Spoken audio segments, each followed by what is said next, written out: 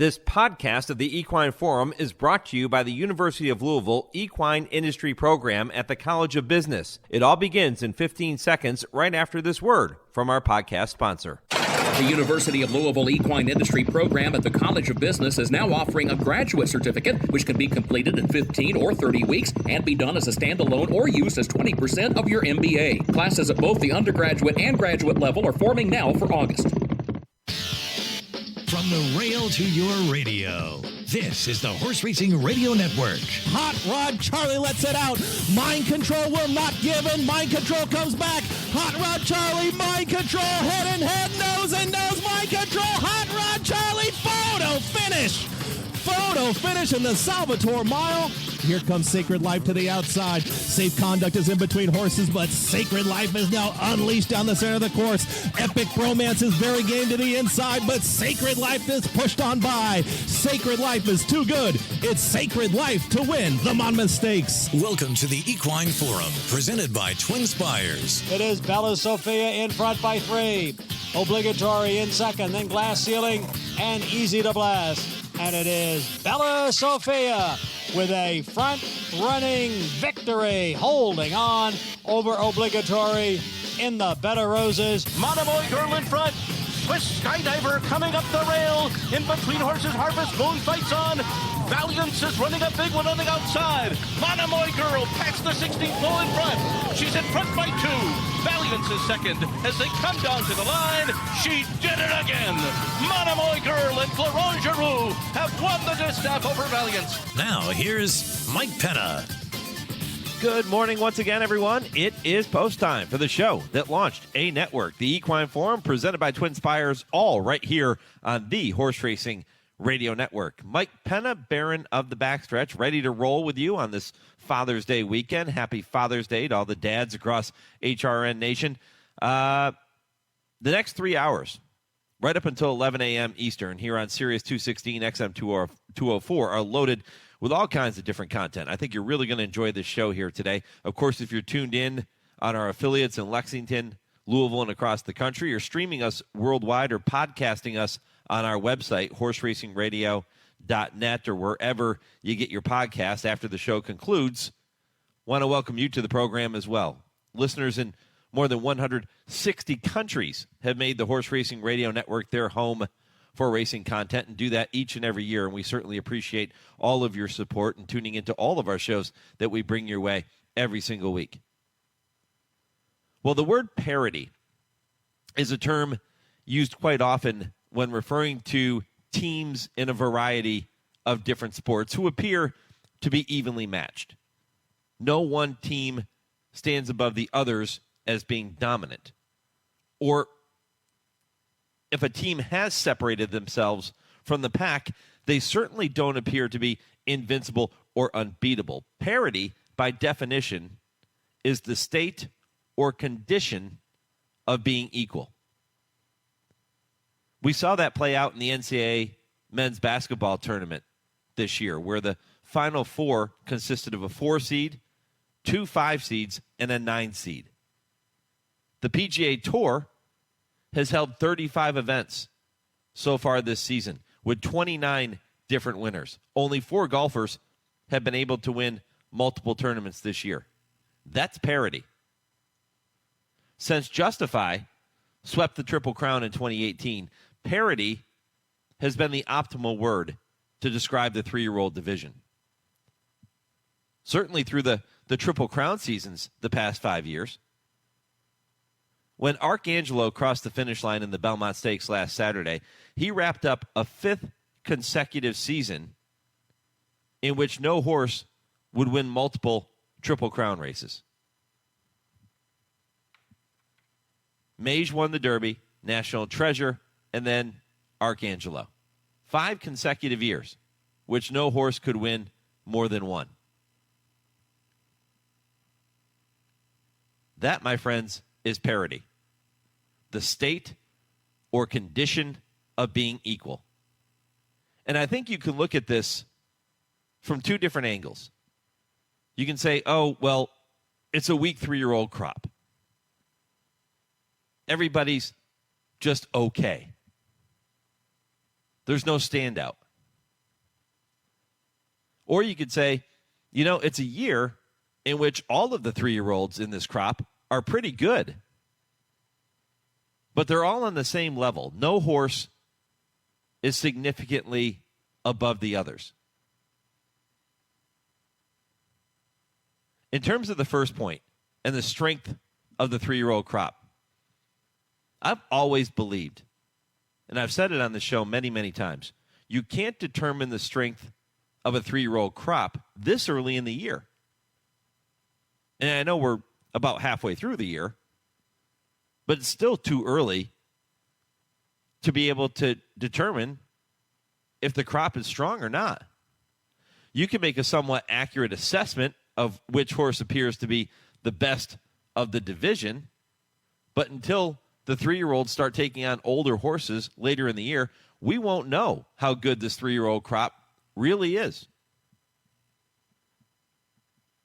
And I think you can also make the argument that not having a Triple Crown winner or a dominant horse who wins, let's say, 2 of the 3 Triple Crown events adds a lot more intrigue to the second half of the season, because every time those 3-year-olds show up, it's all on the line. At least if you're talking about wanting to win a 3-year-old championship. If a team is winning a game by 30 points, you're probably changing the channel to a more competitive game with a closer score. If a golfer has a 10-shot or a 12-shot lead on Sunday, there likely isn't a lot of drama that's going to unfold, and you're probably less likely to watch. So a season with so much parity and no dominant horse with championships on the line every single time the leaders of the division show up is compelling. And it becomes a must-see. I still think Forte has the edge here. His race in the Belmont following a 10-week layoff was tremendous. Tremendous. And kudos to Todd Pletcher for having him fit and prepared for the 1.5-mile test. He's still the leader in the clubhouse, in my opinion, even though he didn't win a Triple Crown race.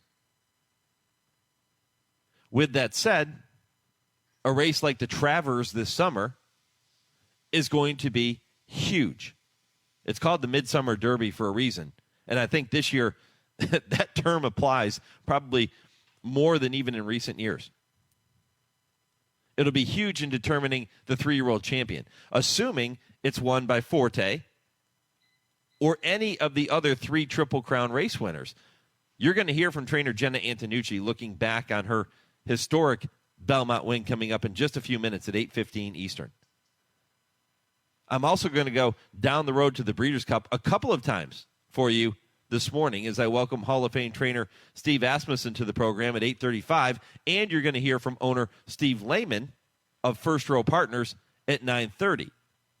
Steve and his team will be at Belmont later today to watch their champion Goodnight Olive try to get back to her winning ways in the Grade 2 Bed of Roses.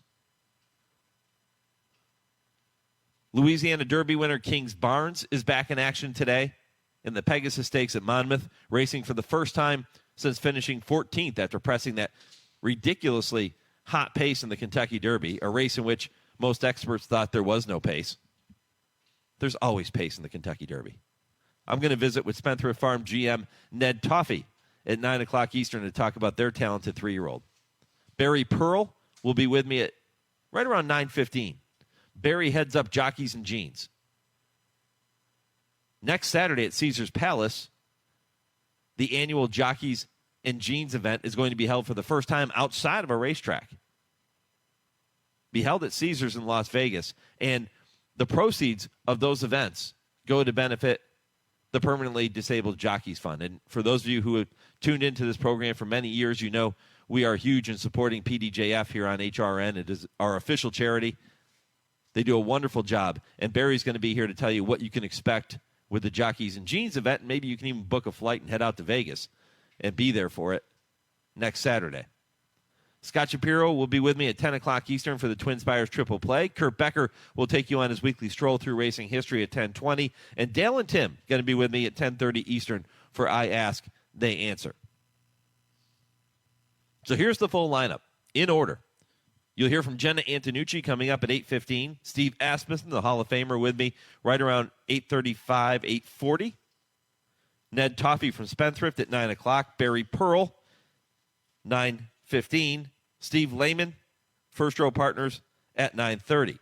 10 o'clock, the TwinSpires Triple Play with Scott Shapiro. 10:20, Kurt Becker, Stroll Through Racing History. 10:30, Dale, Tim, I ask, they answer. Poll question this morning. Who is the top 3-year-old in training? I just went through talking about the parity in the division, the fact that no horse has separated themselves. Maybe you think somebody has. Who is the top 3-year-old in training? I'll give you Mage. I'll give you Preakness winner National Treasure, Belmont winner Arcangelo, or Champion Forte. Who you got? Let me know. Go to @HRRN on Twitter. You can go to Horse Racing Radio Network on Facebook and vote that way. Or if you don't do social media, that's cool. Email the show, mike@horseracingradio.net. And let me know who you feel is the top 3-year-old in training right now. Is it Mage? Is it National Treasure, Arcangelo, or Forte? And maybe you think it's somebody else. If you think it's somebody else, feel free to comment and let us know who you think it is. And I'll update the poll as we move throughout the show here this morning. When I come back, you'll hear Jena Antonucci looking back on that fabulous win, historic win in the Belmont. This is the Equine Forum presented by TwinSpires on HRRN. Race the TwinSpires, where you can unlock a $25 risk-free bet. Just use the code HRRN25 when you sign up. And if your first bet doesn't win, TwinSpires will refund your account up to $25. Wagering on the app is fast with free past performances, insider picks, and power plays every day you wager. TwinSpires. Download the app today to earn your $25 risk-free bet. Void where prohibited. For terms and conditions, visit TwinSpires.com. Must be 18 or older, 21 and older where applicable. For help with a gambling problem, call 1-800-GAMBLER. When it's time to paint the fences and barns, think Farm Paint. At Farm Paint, you get the industry's best coatings and paints factory direct at low, low prices. Farm Paint is your source for quality paints, roof coatings, dustless arena footings, and more. You can purchase online or drop into a Farm Paint store near you with locations in Heart of Bluegrass Country at 700 Phillips Lane in Lexington, Kentucky, Columbus, Ohio, and Sandusky, Ohio. Buy factory direct and save at farmpaint.com. That's farmpaint.com.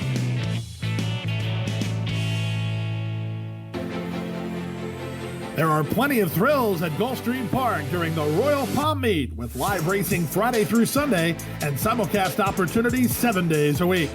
Come out and enjoy the Summit of Speed, the Florida Sire Stakes Series, and a whole lot more. Watch the action from our Trackside Carousel Club, our Feast in 10 Palms restaurant with an elevated view of the track. For stake schedules, reservations, tickets, and more, head to GulfstreamPark.com.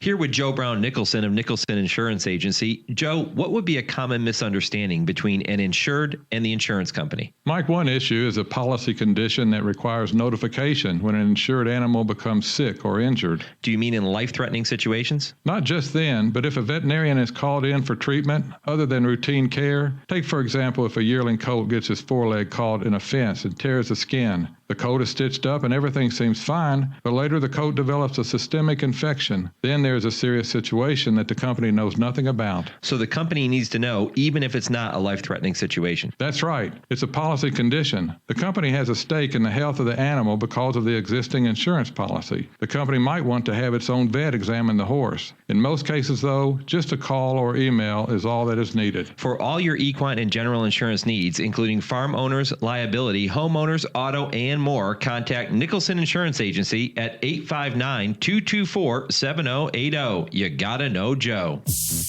You're listening to the Equine Forum on HRRN, presented by TwinSpires. The field is in the stretch in the Belmont Stakes, and Arcangelo has now taken over. Arcangelo is in front. National Treasure back running in second. Then Hit Show, Tampa Trice, Forte, and Angel of Empire. It is Arcangelo with the lead. Arcangelo in front, trying to hold on for the final 50 yards, and it's Arcangelo to win the Test test of the champion. It is Arcangelo, and it is a monumental victory for trainer Jena Antonucci. And what a month for jockey Javier Castellano. He won his first Derby with Mage. He wins his first Belmont Stakes with Arcangelo. Welcome back to the Equine Forum, presented by TwinSpires. John Embriel summing it up perfectly at the end of his call of the 155th Test of the Champion last Saturday. Arcangelo catapulting Jena Antonucci and Javier Castellano into the record books. Jena Antonucci becoming the first female trainer to saddle the winner of a Triple Crown race. And as you heard him say, Javier Castellano, what a 5 weeks for him. Wins his first Derby, then comes back and takes his first Belmont Stakes with two horses that weren't really on many people's radars early in the season. So congratulations to both of them. Jena took time this week to visit with me for a full hour, and the entire conversation is going to air coming up on Wednesday at 6 Eastern on my Trainer Talk show, which is presented by Fasig-Tipton every week. And she gets into a lot of different things with me, including talking about how she first became interested in horses and got started down this path. She talks about some of the other things that maybe she considered doing along the way, but kept always coming back to the horses. But it wasn't always about thoroughbreds for her, and she tells the full story for that hour-long visit coming up on Wednesday. Do not miss it. Put a reminder in your phone. Mark your calendar. Get ready, 6 Eastern, a full hour with Jena Antonucci on Trainer Talk. But I thought I would pull out a 13 or 14-minute excerpt from that visit with her looking back on the win. I thought it was appropriate for this morning. It'll give you a little taste of what you can expect in that conversation on Wednesday. She was fantastic. Jena Antonucci, the first female trainer to saddle the winner of a Triple Crown race. Following your first greatest stakes win with Dr. J-Dub in the 2016 Turf Monster at Parks, you were quoted in Blood Horses saying, "It's kind of hard to really put into words." So how do you put into words what it's like to have now won the Belmont Stakes? Yeah, it's, totally, it's, so different. I mean, they're both so unique, where his story was taking an 8-claimer and him turning into a graded stake horse. And, this is taking such a unique animal and just a cool horse to develop from before racing to make such a historic win. They just kind of have each of their own little special boxes with me for sure. And it's been hard I don't have an exact bow to put around it, but like I said, it would be a blue bow that I would put around it. Yeah, you also went on to say that it's pretty cool to watch a horse come into your program and watch him change in front of your eyes and buy into the program and buy into you as a person and trust and believe in you. Did you see those same things in that same scenario unfold with Arcangelo? I know he wasn't a claiming horse, and I know he wasn't new to your program, but did you see that same development?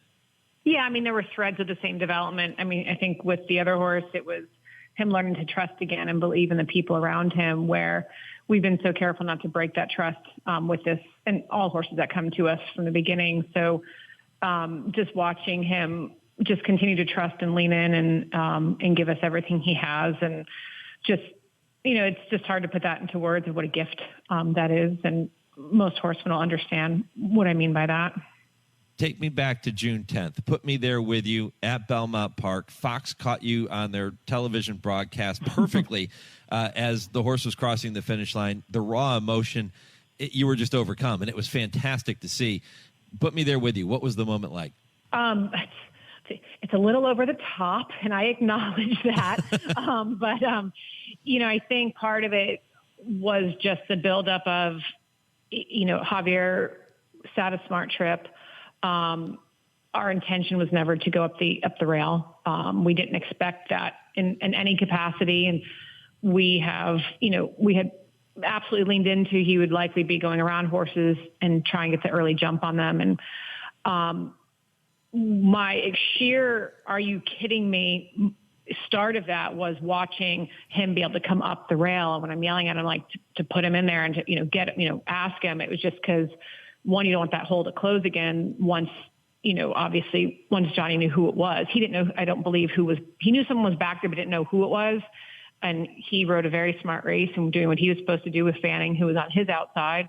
And so, watching that hole sitting there, it was like, oh my God, get in there. And then, oh my God, we got in there. And then it was like, okay, we're going, because we knew we wanted to get a jump on the field. And so like watching a plan actually like come together, and this stage and that race with this horse and just all of it was just, you've got to be kidding me, was just really that moment. And then, knowing this horse has such a sustained run for, I think, longer than most of the others do, that was the premise of, let's get the jump on them. They're going to have to come and catch us if they can.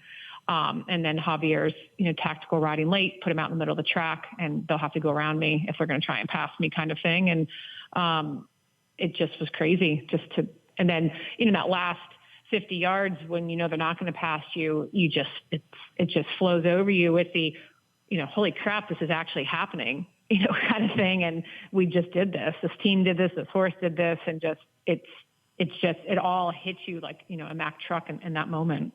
Yeah, you cleaned that up beautifully for national radio here. I don't think the word you used was crap when the cameras caught you. It was my favorite part of the whole celebration. I said, that is so perfect. It was so great. And you're right. The moment just comes over you. And for those of us, myself included, who have never had the opportunity to experience that feeling as a trainer, an owner, jockey, whatever the case may be, it just has to be so incredible to watch your horse in any race, but certainly a race like that with the Belmont Stakes and so much history on the line, show up and do his thing the way you hoped he would. Yeah, I mean, absolutely so proud of the horse and his honesty, and just so happy and proud for the team that puts so much into this. And, not that we never believe in the team or our horses, but to be able to show the world what we do and how we do it, and just how much we appreciate the horse, him and every horse in our hands, was just such a gift. We spent some time visiting that morning, the morning of the Belmont Stakes, and we talked about your team. Fiona Goodwin, who is your assistant, Robert Malari, who is your exercise rider and the husband of Fiona, and Giovanni Flores, the groom. And you started to kind of get into a little bit of detail about how they play into your operation. We have more time here today. Give them the credit they deserve, Jena. Fiona and I have been together over a decade, and she and Robert both come with an extensive, history in the industry, and have worked for some phenomenal horsemen. And, I've long said, like, them staying with me has been a choice. It's not like they didn't have the ability and absolute skill set to go work for anybody. And so I'm grateful for that loyalty in life and in this industry. Finding that is truly special.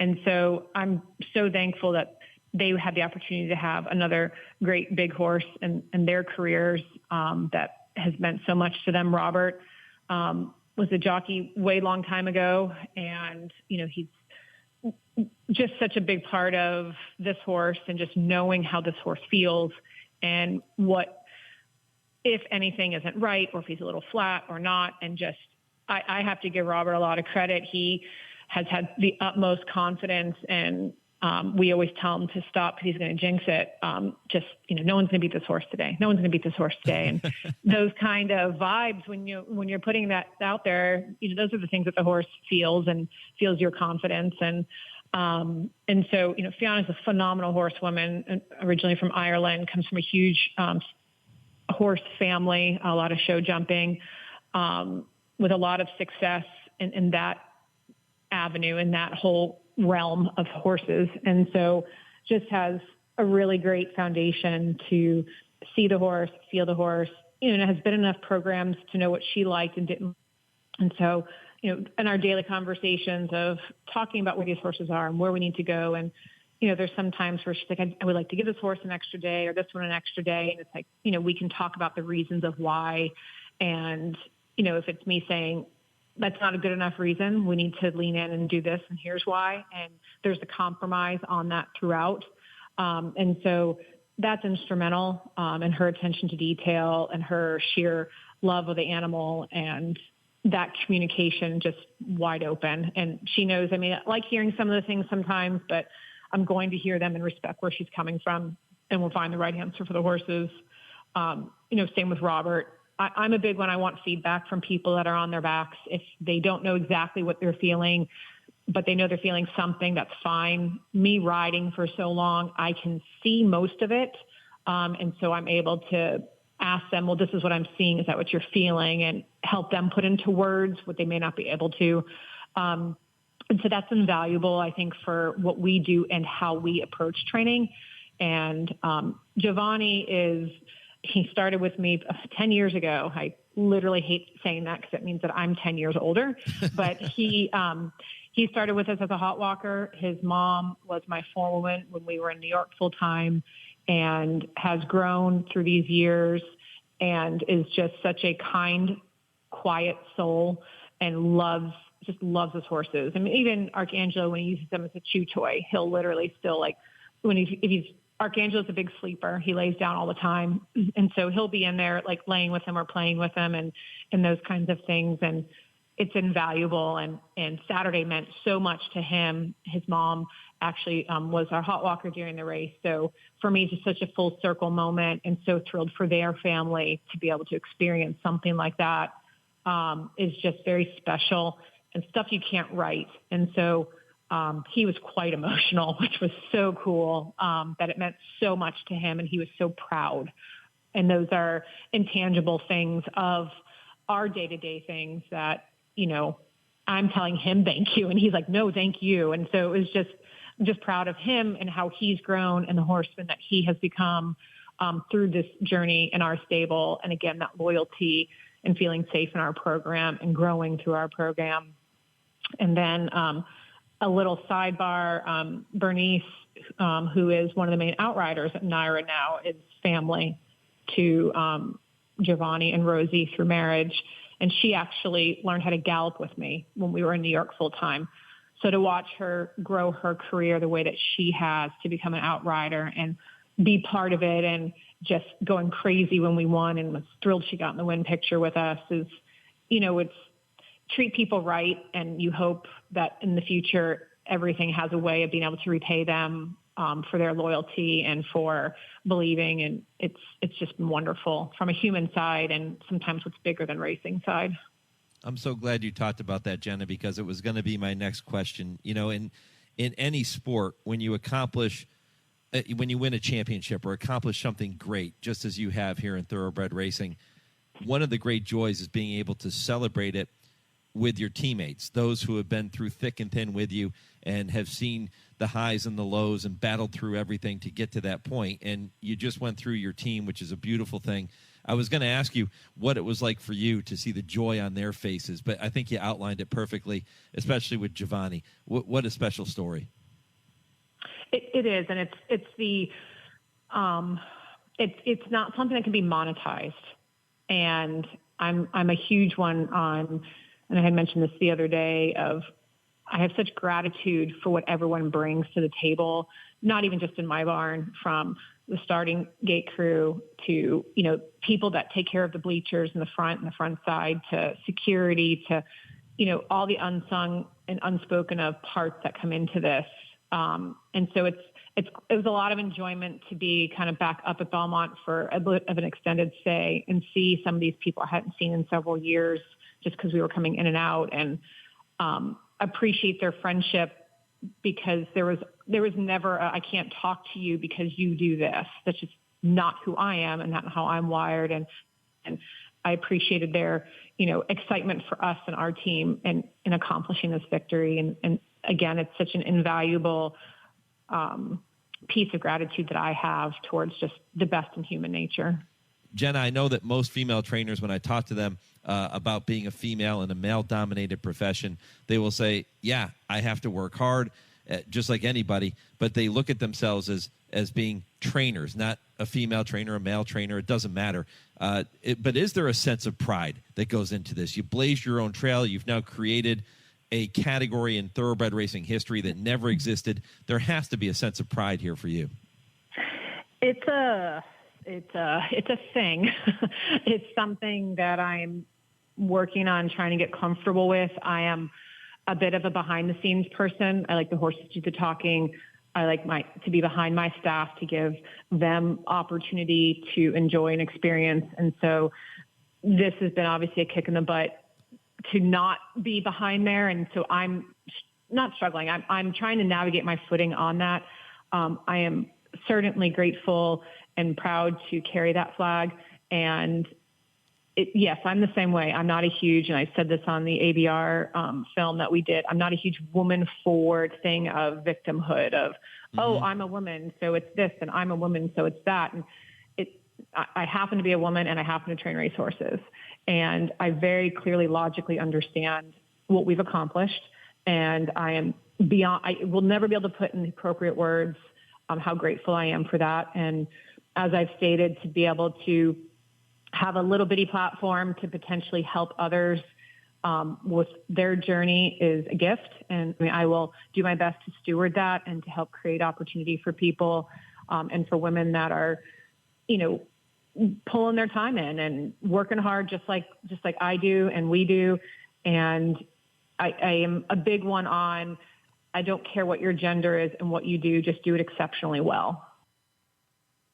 That's Jena Antonucci. My thanks to Jena for spending that time. Again, she spent a full hour with me, and you'll hear that entire conversation coming up on Wednesday at 6 Eastern with our Trainer Talk show presented by Fasig-Dipton. What an ambassador for the sport Jena Antonucci has been and is going to continue to be. The only thing that changes is that now she's in the spotlight, where you heard her talk about being a bit introverted. That's not a position she typically is comfortable with, but she's going to make every effort to be more comfortable in that position. And I think with a horse like Arcangelo, you're going to hear a lot more from Jena Antonucci throughout 2023 and beyond. And again, that full conversation coming up 6 Eastern on Wednesday right here on Sirius 216 XM 204 and streaming worldwide on our website at horseracingradio.net. Time now for your Legends of the Turf story. Then when I come back, it is Hall of Famer Steve Asmussen. He'll join me to go down the road to the Breeders' Cup. In late July of 1964, a well-matched field answered the call to post for the running of the Brooklyn Handicap over 10 furlongs. In that stellar field were Kelso with Milo Valenzuela in the saddle, Gunbow with Walter Blum at the controls, and Iron Peg with the shoe Willie Shoemaker up. There were 8 total starters, but the consensus was that the race would be decided amongst these 3, and consensus prevailed in what turned out to be a memorable performance by the eventual winner. A lot happened during the race, and a lot happened before. As the 8-horse field was loaded into the gate, Kelso knelt down in his stall as though preparing to pray.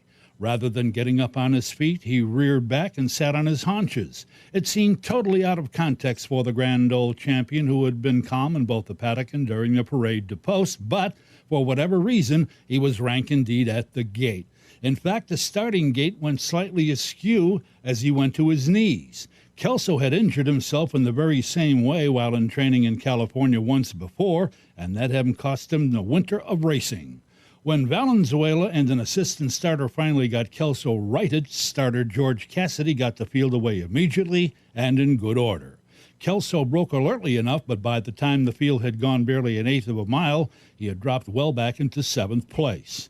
By the stands they went and on into the clubhouse turn, with Gunbow under Walter Blum setting the pace and breezing along uncontested while increasing his lead. Around the turn and on into the backside, Gunbow opened up a margin so commanding it looked like a one-horse race with the rest of the field far in arrears. Iron Peg, the suburban winner under Shoemaker, had been the one that figured to prompt the pace, but he had all he could do to just keep close enough to have Gunbow in sight. You couldn't find the rest of the field with a sheriff's warrant. By the time they had gone 5 furlongs, Kelso was so far back that Valenzuela began whipping him to try to close some part of what was a monumental gap to Gunbow, and there was half the race yet to be run. Gunbow reeled off sensational fractions on the front end, and no doubt a great many of the crowd stole a look at the teletimer to check the fractions. At the top of the stretch, with still a quarter of a mile left to run, it was all over but the yelling, with the only remaining question to be answered was what the final margin of victory would be, and of course the final time.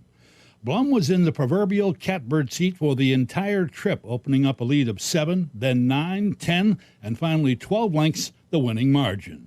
he had never faced any kind of a challenge at all for the entire 10 furlongs. The final time was the expected sensational 1:59.3.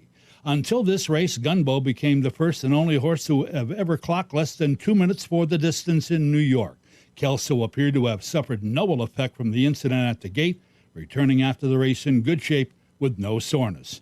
It was, very simply, that Gunbo had had his day, and a 5-star effort indeed it was. July 1964, in the running of the Brooklyn Handicap. Race the TwinSpires, where you can unlock a $25 risk-free bet. Just use the code HRRN25 when you sign up. And if your first bet doesn't win, TwinSpires will refund your account up to $25. Wagering on the app is fast with free past performances, insider picks, and power plays every day you wager. TwinSpires. Download the app today to earn your $25 risk-free bet. Void where prohibited. For terms and conditions, visit TwinSpires.com. Must be 18 or older, 21 and older where applicable. For help with a gambling problem, call 1-800-GAMBLER. A Grade 1 winner of nearly $2 million, Silver State hails from the sire line of legendary Claiborne stallion Danzig. And his second dam is full sister to Kentucky Derby winner Monarchos. After winning the Oaklawn Handicap, Silver State defeated Knicks Go in the Grade 1 Metropolitan Handicap. Now his first foals have arrived. Grade 1 winner Silver State, standing at Claiborne Farm. With every race, every stride and sprint, winning is everything, especially when you've dedicated everything you have to get there. But winning a Breeders' Cup Challenge Series race is just the beginning of something bigger. An invitation to one of the most anticipated events in horse racing, the Breeders' Cup World Championships. Winning a Breeders' Cup Challenge Series race turns a finish line into the start of your legacy, a starting gate into the world stage, one race into once in a lifetime. Winning earns you an automatic starting position in a Breeders' Cup race, entry fees paid by the Breeders' Cup, a nominator award of $10,000, and a travel award of up to $40,000. When it comes to cementing your legacy, winning a Breeders' Cup Challenge Series race is just the beginning. View the schedule of Challenge Series races happening around the world and learn more at breederscup.com/challenge. The thrill of world-class racing is just beginning at Toronto's Woodbine Racetrack. Kick off the weekend's action now with racing each Friday, Saturday, and Sunday, beginning at 1:05 p.m. Eastern, with Thursday twilight racing being added on May 25th. With more than $64 million in purses this season, you'll enjoy world-class racing and training facilities with the top turf racing in North America over the prestigious E.P. Taylor Turf Course. You won't want to miss racing at Woodbine. For wagering updates, handicapping tips, racing news, and more, visit woodbine.com. You're listening to the Equine Forum on HRRN, presented by TwinSpires. And they're at the quarter pole, and here is Search Results on the outside to take a narrow lead over Played Hard, past the Champagne, moves off the rail. Clairiere is now coming on the outside. It is Search Results and Played Hard. They are 1-2, moving for the 16th pole. Clairiere on the outside continues to gain. Search Results trying to hold off Clairiere. Here comes Clairiere. Search Results right there. It's the courageous Clairiere to win the Ogden Phipps in back-to-back years. She does it here under jockey Joe L. Rosario. Welcome back to the Equine Forum, presented by TwinSpires. John Embriel bringing them home as Clairiere successfully defended her title in the Grade 1 Ogden Phipps on the Belmont undercard last Saturday, giving herself a fourth Grade 1 win in what has been a remarkable career for Clairiere. And she certainly has the look right now of the mare nobody wants to tangle with in this division. She's looking to get back to the Breeders' Cup distaff for a third consecutive year. And when you look at her previous tries in the distaff, of course, last year she was in that 3-horse blanket finish with Malathot, Blue Stripe, and then herself in third. She was beaten just ahead. And then you take a look at what she did in 2021 at Del Mar. She was a fast closing fourth, beaten just 3/4 of a length behind Marsh Lorraine and Dunbar Road. Malathot was third that day. Clairiere was fourth. And she just continues to get better and better and better. She's now 5 years old. And I'm sure that there was probably talk of retirement for Clairiere, considering everything that she had accomplished. But it's great to see her still competing at age 5 and still competing at this level. And that win last week was tremendous. She is the undisputed leader in that division. Take nothing away from search results, who ran a great race to be second in the Odgen Phipps last weekend. She's pretty good too. But Clairiere just too classy. And working on getting in touch with Clairiere's trainer, the Hall of Famer Steve Asmussen, hoping to catch up with him for just a few minutes here this morning. We'll look back on that victory and want to talk to him about Disarm. With all the Belmont hype last weekend, you may have missed that one. Disarm, who was 4th in the Kentucky Derby for Steve, returned to win the Matt Winn Stakes. And I started the show talking about the parity that we're seeing in this 3-year-old division. Is Disarm a horse that can find a way to get himself into the conversation for a 3-year-old championship throughout the summer? He's not there yet. Matter of fact, he's not even close. The Matt Winn, grade 3, nice win on the resume, but he's going to need to do a lot more. It ain't the Derby. It's not the Preakness, and it certainly isn't the Belmont Stakes. But it's a nice win. And Disarm is a really good horse. I loved him in the Derby. He was one of my long shot selections in there, and I actually bet him to win. I thought he had a really good chance to pull off the upset. And he ran well.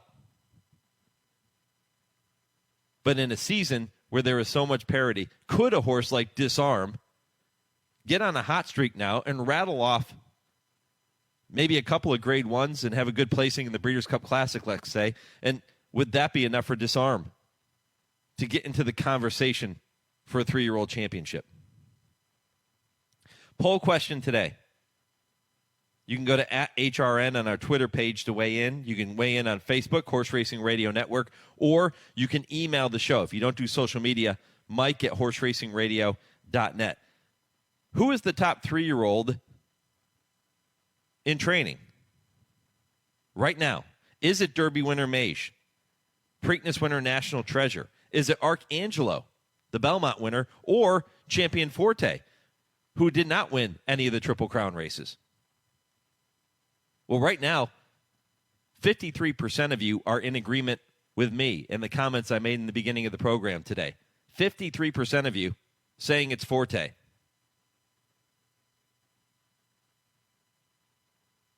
And I think it is Forte. I think he turns out to be the best horse in this 3-year-old crop. That race in the Belmont, I know he didn't win. What a race that was. He ran tremendously well. Eric says, none of the above. Didn't let us know which one he likes, but said none of the above. If you do think it's somebody other than those top 4, comment. Let us know. Michael says, Mage won the Derby until he loses the Travers or Breeders' Cup Classic to one of the other colts. It's him. And I said that too. I think the Travers is huge in determining the 3-year-old champion this year. Assuming it's won by one of those 4 that I'm asking you about in the poll today. If it's won by Mage, he immediately jumps to the head of the class. The Derby always carries more weight. It's a big field. It's arguably the best field of 3-year-olds that we'll see all year long. So the Derby always carries more weight with voters. So Mage has a huge edge there. National Treasure, if he would win the Travers Stakes, and this is assuming that they all meet there and they all go that direction. We know that there are other 3-year-old races beside the Travers, but the Travers is called the Midsummer Derby for a reason. If National Treasure would win and his win in the Preakness. I think that puts him into the conversation. Same thing with Arcangelo. And, yeah, Forte. Forte can come back and win the Travers and cement his case for being the top 3-year-old in the country. But let's talk about what we've seen from the older fillies and mares this year. Clairiere has been so good. Not only does she defend her title in the Odgen Phipps, she pairs up back-to-back Grade 1 wins after taking the Apple Blossom at Oaklawn Park. And I know she lost her 5-year-old debut, the Azeri, but she made amends for that in the Apple Blossom. Now 2 Grade 1s this year.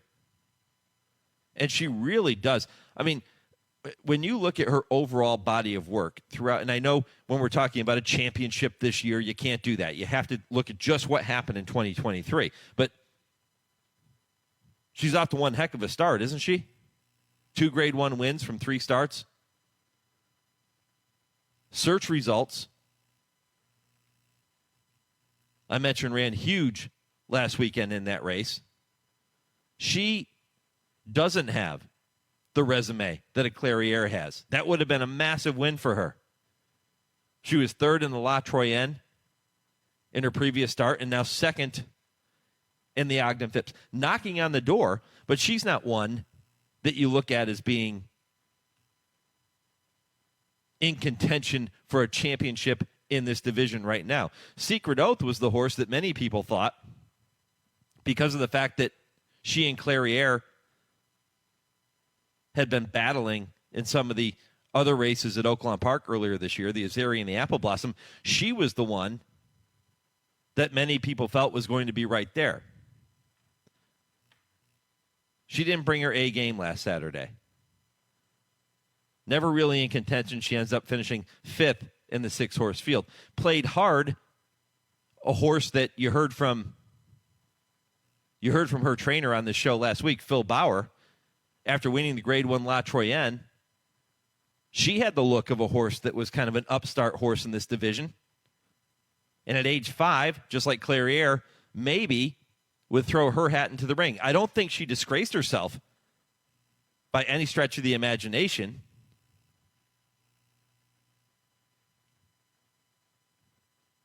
But I don't know if she's really in that tier. She'll get another crack at it. She's good. But I'm not quite sure she's Clairiere good yet. Again, efforting trainer Steve Asmussen. Kim, if you want to give him another call, he sent a text. He's ready to go. We'll try to get him on the line for you for just a few minutes here before we get to our next commercial break. But Steve is off to a great start here in 2023 through the first half of the season, as you might expect. And looking forward to getting a chance to catch up with him for a few minutes here this morning. Ned Toffey, the general manager of Spendthrift, going to visit with me coming up at 9 Eastern to talk about Kingsbarns returning at Monmouth later today. Barry Pearl from Jockeys and Jeans at 9:15. Steve Laymon of First Row Partners. They're making their way to Belmont Park later today to watch Goodnight Olive, the champion filly and mare sprinter from a year ago. She goes in the bed of roses. You're going to hear from Steve Laymon. An extended conversation coming up at 9:30 Eastern. I think you're really going to enjoy that. 10 o'clock Eastern, the TwinSpires Triple Play with Scott Shapiro. 10:20, Kurt Becker takes you on his weekly Stroll Through Racing History.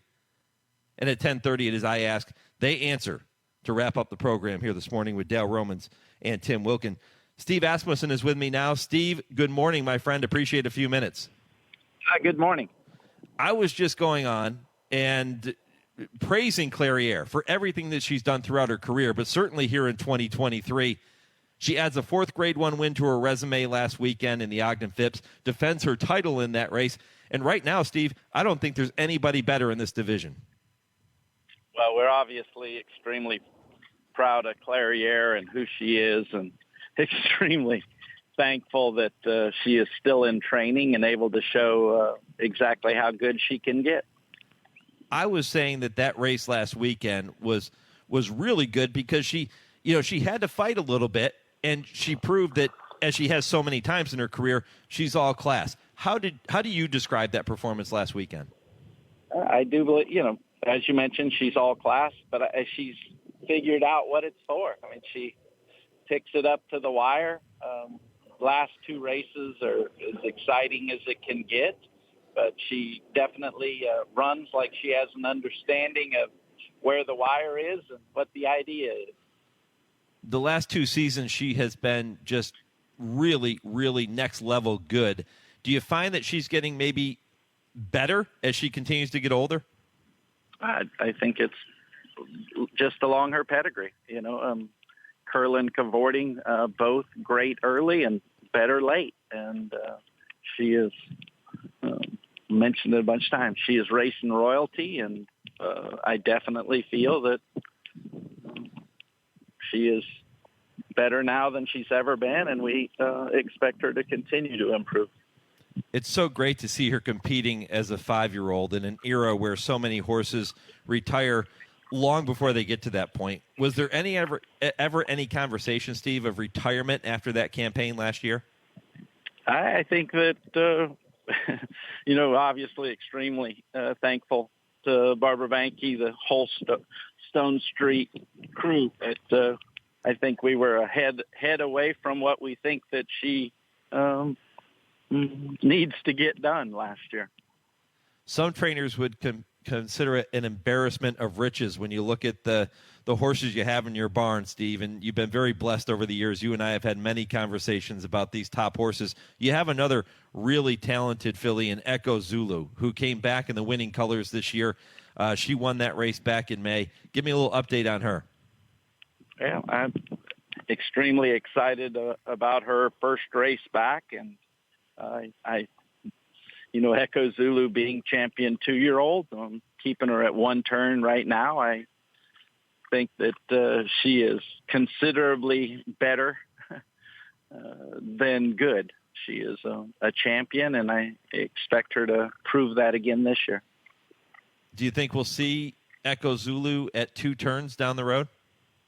Well, right now, the target for the summer is the Ballerina and most likely the Breeders' Cup Sprint. Let me switch gears and talk about one of your talented colts, and that is the horse who finished 4th in the Kentucky Derby, came back last Sunday to win the Grade 3 Mat win at Ellis Park, Disarm. This is a year with no clear-cut leader in that division, Steve. Disarm ran big last weekend. Tell me a little bit more about him and that performance in the Mat win. I'm very happy for him to get his first stakes win, a horse that reminds us, everybody, so much of his sire, Gunrunner, and how he looks and how he acts. And we are obviously hopeful that he can improve exactly like his sire, Gunrunner, did and end up that caliber of horse, which is so rare. What did you make of his Kentucky Derby performance? I thought he ran really well. Well, but we weren't there yet. I think that we'd been a little behind with him the whole year. The Derby was his 4th race in 11 weeks, and I thought he ran solid, but a lot of confidence that his best races are still ahead of him. Well, trainer Steve Asmussen with me here on HRN. Steve, I know you're busy. I'll let you go, but give me a quick comment on the Bed of Roses later today at Belmont. Wicked Halo going for you in that one. Very solid homebred, a Winchell thoroughbred that obviously nothing but respect for the competition, but we have been spoiled with her consistency and how well she shows up, and we expect a huge run from her this afternoon. Steve Asmussen, 8 Breeders' Cup wins, more wins overall than any trainer in history, and he's looking to get back to the Breeders' Cup with several top horses later this season. Steve, it's going to be a fun summer. All the best, my friend. We'll talk again soon. Thank you. All right, the Hall of Famer here on HRN, and really appreciate him spending a few minutes. I knew when he wasn't picking up the phone right away, listen, these trainers are busy at this time of day, and you almost hate to bug them and ask them for their time because this is when they're working. And Steve's always so gracious with his time, and I really appreciate that. And not just Steve, so many trainers, every trainer, whoever stops to come on the show with us here on Saturday morning, this is when they're working. And we really do appreciate a few minutes with them. And listen, he said Clairiere. Yeah, she just continues to show her class and get better and better and better. And now he has Echo Zulu. You heard him talk about her likely keeping her around 1 turn, at least for now. And then Disarm. You know, he kind of perked up a little bit when he got to Disarm, didn't he? His tone went to another level. I think he really, really likes Disarm. And I think that he feels that he's going to win a couple of big races down the road. He's a good horse. We'll see if he's good enough to find a way to rattle off some Grade 1 wins this summer and put himself into the conversation for a 3-year-old championship. When I come back, I'll get you ready for hour number 2. It begins with Ned Toffey from Spendthrift. I'll tell you more about that. This is the Equine Forum on the Horse Racing Radio Network. Attention horsemen, the 2023 Claiming Crown is coming to the fairgrounds in New Orleans on Saturday, December 2nd. The 25th Claiming Crown features 8 races totaling $1 million in base purses, headlined by the $200,000 Claiming Crown Jewel at 1 1/8 miles. The deadline to make horses eligible for the Claiming Crown is November 18th, with entries to be taken November 25th. Eligibility request forms and more information is available at claimingcrown.com.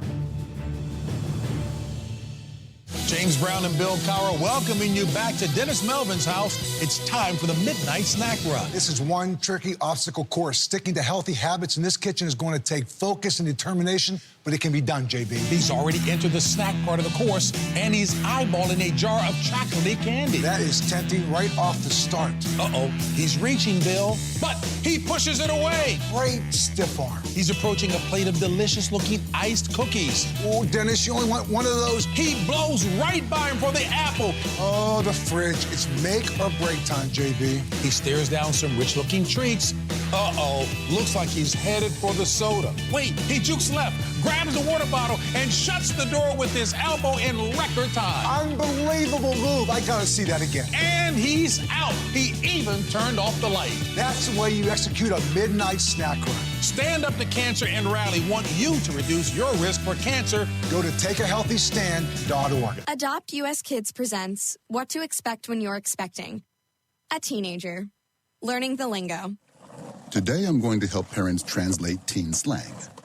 Now, when a teen says something is on fleek, it's exactly like saying, that's rad.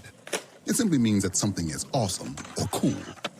Another one is totes. It's exactly like saying, totally, just shorter. As in, I totes love going to the mall with Becker. Another word you might hear is jelly. Jelly is a shorter, better way to say jealous. As in, Chloe, I am like so jelly of your unicorn phone case. You don't have to speak teen to be a perfect parent. Thousands of teens in foster care will think you're, rad just the same. To learn more, visit adoptuskids.org. A public service announcement brought to you by the U.S. Department of Health and Human Services, Adopt U.S. Kids, and the Ad Council. Want to get the latest HRRN content directly on your computer or mobile device? Then subscribe to our podcast using the Podbean app or Apple Podcasts. Just go to hrrn.podbean.com on your computer and click follow, or download the Podbean app and search HRRN. You can also find us on Apple Podcasts and listen to our latest episodes anytime. Don't miss a thing. Subscribe to our podcasts today.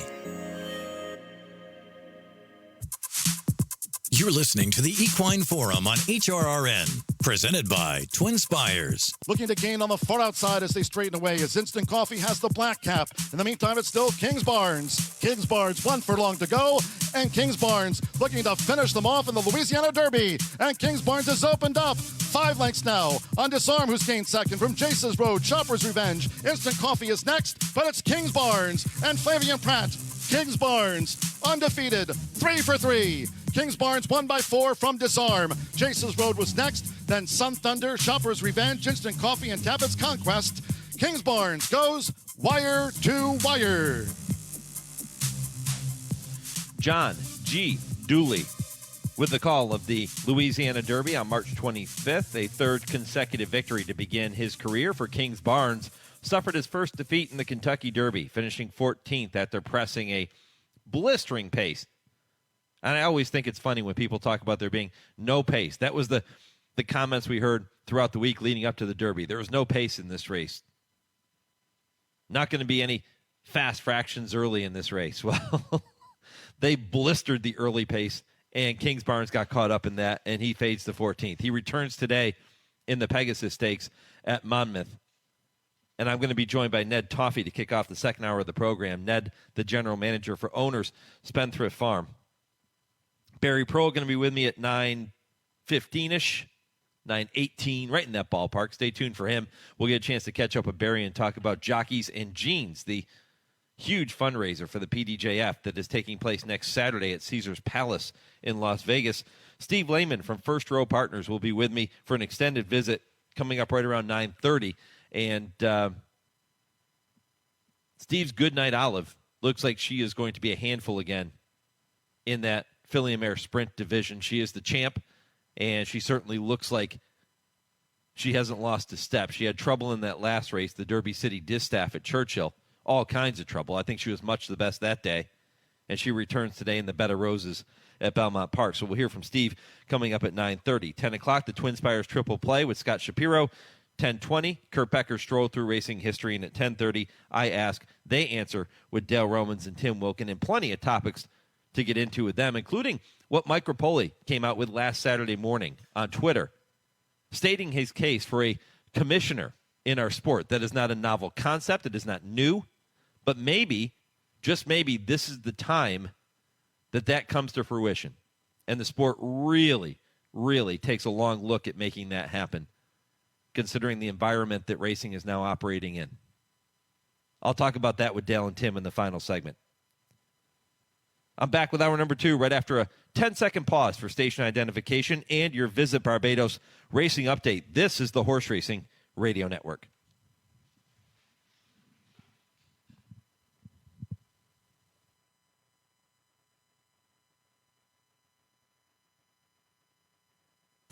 Five graded stakes top the weekend's racing slate. The Grade 2 Bed of Roses at Belmont, 3 Grade 3 events at Monmouth, the Eatontown, Monmouth Stakes, and Salvatore Mile, and the 1.5 mile turf marathon, the Grade 3 San Juan Capistrano, tomorrow at Santa Anita.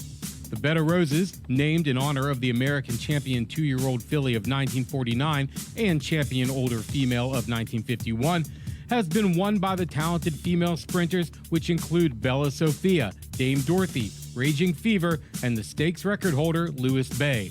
Among the winners of the San Juan Capistrano are Seabiscuit, Olden Times, Niarchos, Cougar II, John Henry, Bien Bien, and Acclimate.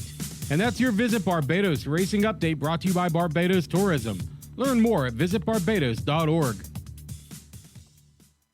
If you've been waiting to discover that sweet spot where peace of mind meets the time of your life, then it sounds like you've been waiting on Barbados. You've been waiting to experience a meal that makes you book a flight to have it again.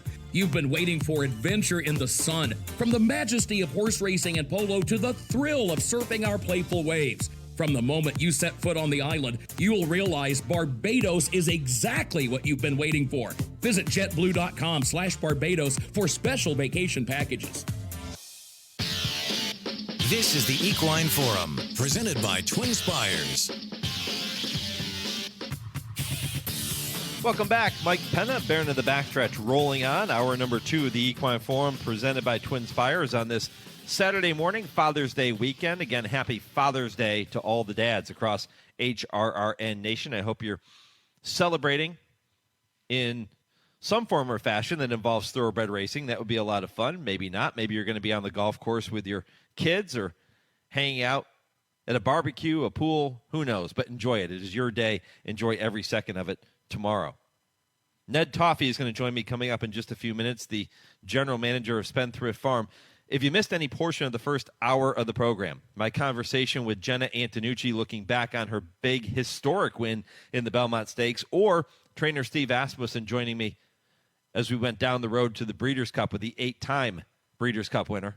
All you have to do is head back to the website, horseracingradio.net. You can check out the podcast at your leisure, and you can listen to all of our shows that way. And don't forget that coming up on Wednesday, 6 Eastern, on Trainer Talk presented by Fasig-Tipton, Jena Antonucci is with me for a full hour, not only to talk about the Belmont win, but to talk about her entire career and to talk about what it means to her. And you heard her comment on that in the excerpt I brought your way in the first half of the program, the first hour, what it means to be the first female trainer in our sport ever to saddle a Triple Crown winner.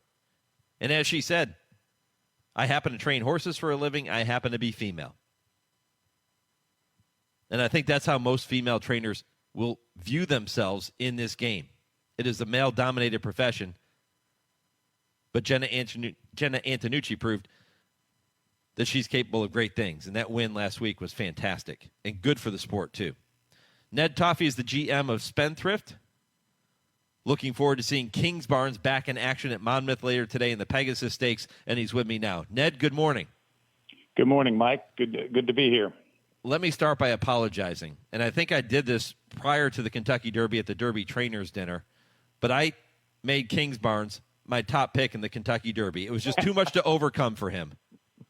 Well, that explains everything. I know you've been searching for answers. There's your answer, my friend. Exactly. Great to see him back in action later today. Yeah. Obviously, Derby was not at all what we were looking for. Got caught up in a pace that was just way too fast. We were sort of looking at the Belmont, looking at options. He had a little bit of a very mild colic episode, which sort of took care of those plans. But bounced right back from that. He's worked really nicely, and then this is a nice, hopefully will be a nice stepping stone to something moving forward. Possibly the Haskell, and obviously plenty of options up at Saratoga as well. So hopefully this one, we can use this one to get him back on track and go on with what we think is a pretty nice 3-year-old. Yeah, I think pretty nice might even be understating it a little bit.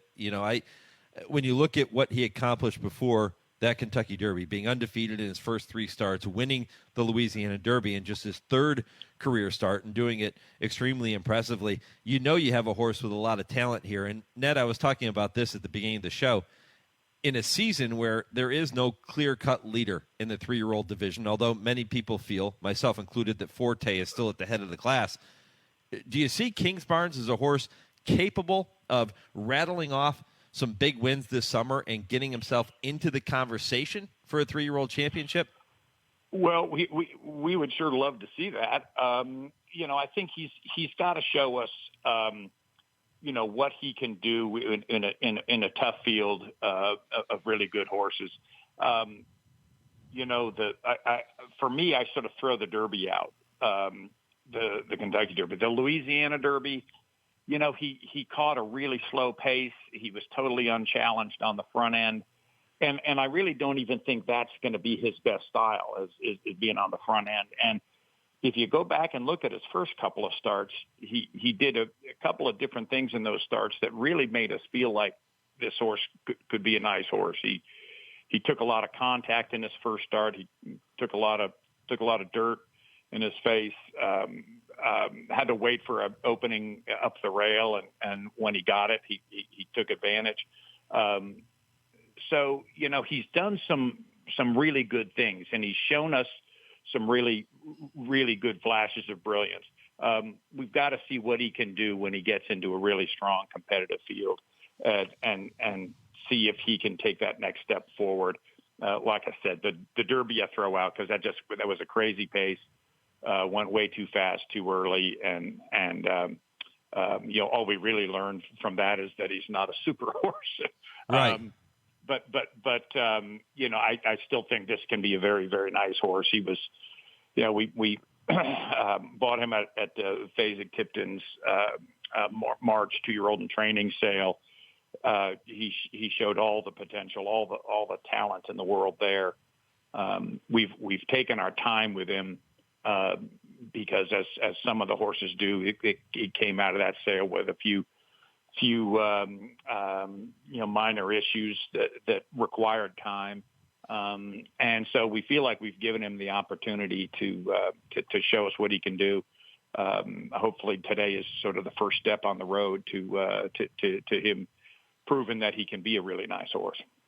You mentioned that he's training really well since the Kentucky Derby, and it certainly appears to be the case. He's had some nice breezes. What have you heard from Hall of Fame trainer Todd Pletcher? What's he been saying about Kingsbarns over the past several weeks? Yeah, initially he obviously came out of the Derby a little tired, but Todd was really pleased how he bounced back from that, and he was, he was happy, more than happy with him, and happy enough to start looking at thinking about the Belmont, because as he, the Louisiana Derby being a mile and 3/16, he got out there and just showed that distance isn't a big problem for him. And so Todd really got thinking seriously about the Belmont. The little colic issue sort of decided that for us, that wasn't the way to go. But Todd's he's been very happy with what he's seen. Again, having had a little health setback with the colic, he we were prepared to give him a little more time, I think, but again, he just bounced back so well from that. Was really none the worse for wear, and Todd's been very pleased with what he's seeing. So as I said, this is be a really an ideal prep for the Haskell, but also gives us a lot of options moving forward, and hopefully is just a good first step into a really good second half of the year. Let me ask you about another horse that wears the orange and purple colors of Spendthrift Farm, and that is your multiple graded stakes winner, Major Dude, who took the Penn Mile on June 2nd. Man, he's pretty consistent too, isn't he? He's, that's one of Todd's comments to me, who was that he's just a fun horse to train. He just, everything is straightforward. He comes out of the stall every day. He's sound. He's just ready to go. Loves to go to the track. Loves to do his work. And he's shown that he's a very nice, very talented horse, and the cherry on top is that he's we bought him at sale, but he's by our own Bolt Doro. That's a nice little bonus for us, and but he's clearly shown that he belongs at the top of the division. Of 3-year-old turf horses, and I think that's pretty clearly going to be his best surface. We had toyed with the idea of the Derby, but I think at the end of the day, that's the turf is where he's gonna excel, and he just continues to do things right, and hopefully will continue to move forward for us. Visiting with Ned Toffey, the general manager at Spendthrift Farm. As you've heard us talk about in this conversation here, Major Dude, a winner of the Penn Mile, and they have Kingsbarns coming back later today in the Pegasus at Monmouth, his first race since his 14th place finish in the Kentucky Derby, and I know that everybody's anxiously awaiting his return. Everybody on the Spendthrift team certainly looking forward to his return.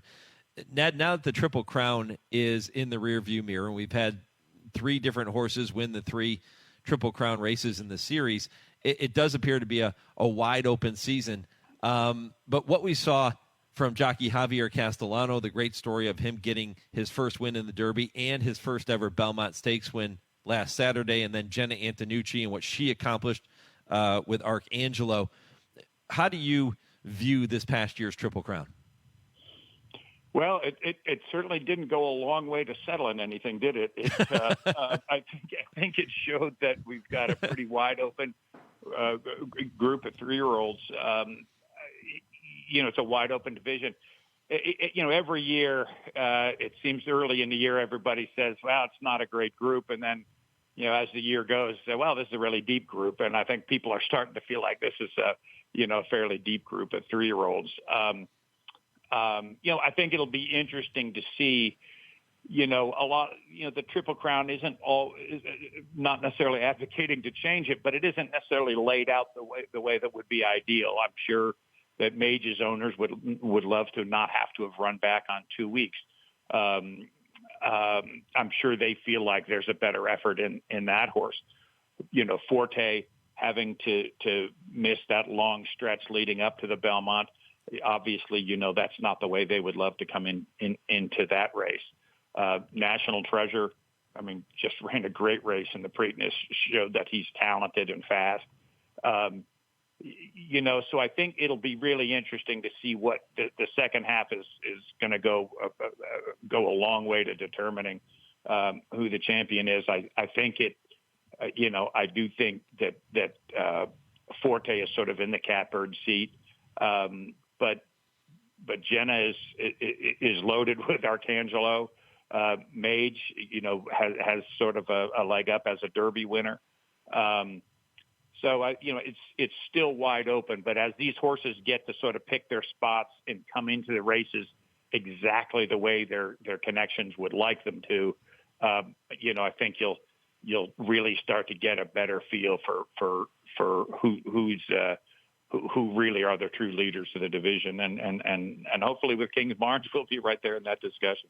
At the top of the show, Ned, I made the case that I think having a season like this where there is no clear-cut leader, no predetermined, not predetermined, but already determined 3-year-old champion with like a horse like Justify or American Pharaoh that sweeps the Triple Crown. They're going to be the champion in that division.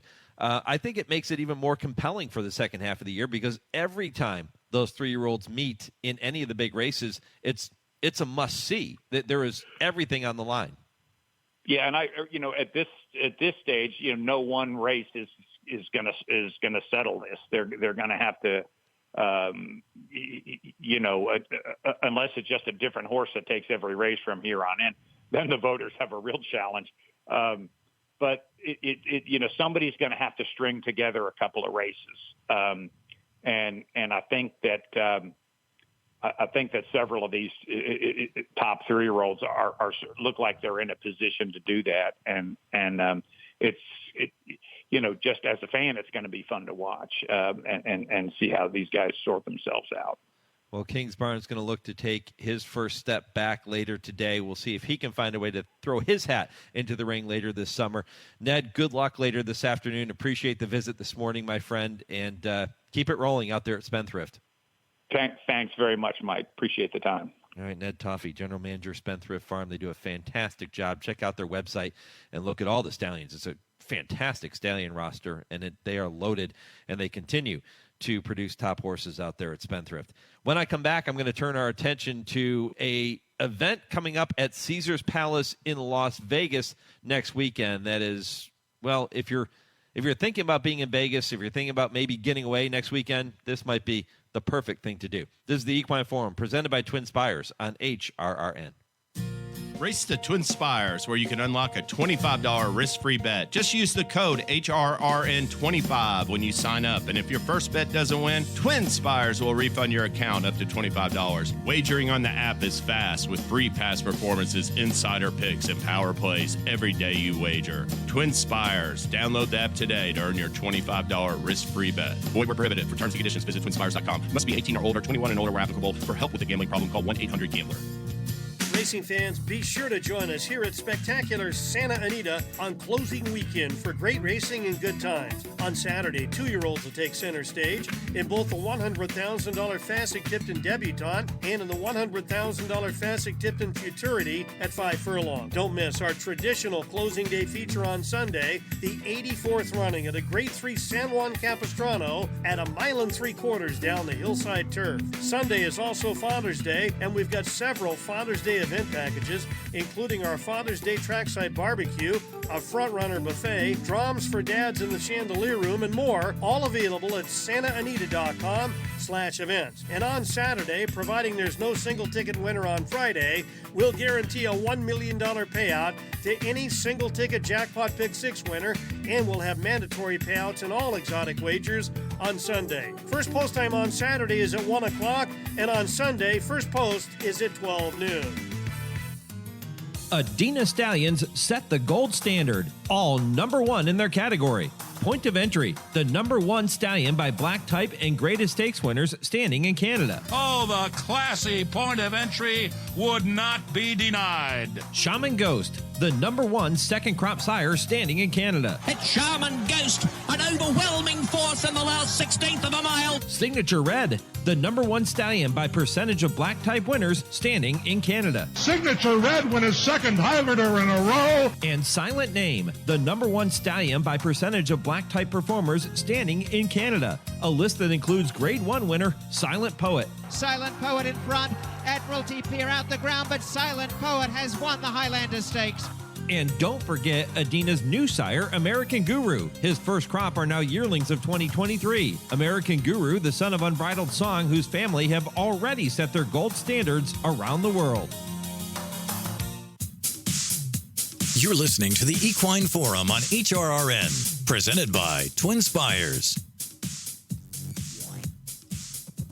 Well, if you're thinking about making a trip to Las Vegas next week, or maybe you've got an open weekend and you want to make a trip to Las Vegas, go to Caesars Palace and check out the Jockeys and Jeans event, which comes up on Saturday. It benefits the permanently disabled Jockeys Fund. The first time, by the way, that Jockeys and Jeans has been held at a venue that is not a racetrack, and Caesars has been a massive supporter of the event and the PDJF. As you know, it is our official charity here on the Horse Racing Radio Network. It has been for a long time, so I would highly recommend that if you have the opportunity to be at Caesars Palace next Saturday, you'll want to do it. And Barry Pearl is the man who heads up Jockeys and Jeans. He's with me now here on HRRN. Barry, good morning. Good morning, Mike. How are you, my friend? I'm well. A little bit of a change of pace this year for Jockeys and Jeans. No racetrack involved, but, man, you go to the Emperor's Palace. How cool is that? It's huge. It's absolutely huge. And I'll tell you a little story about how this all happened. A couple years ago when we went to Monmouth, Joe Morris from Caesars, he's the VP of racing there. Him and Brian Elmore came, and I know you know Brian. He's the president of the Indiana HBBA. Sure. And after the event, we got together for dinner. We went out, had a couple. Arnie Alescu was with us. I think Tony Black was with us, and a couple other folks. And Joe turned around to me and says, "How'd you like to do this in Vegas?" I said, "What?" He said, "Yeah, how would you like to bring Jockeys and Jeans out to Vegas?" Now, I got to tell you another thing. Caesars Palace, Caesars Entertainment at Monmouth donated a sponsorship of $25,000. Wow. Which is not nickels and dimes. So, of course, I said, well, we're certainly interested.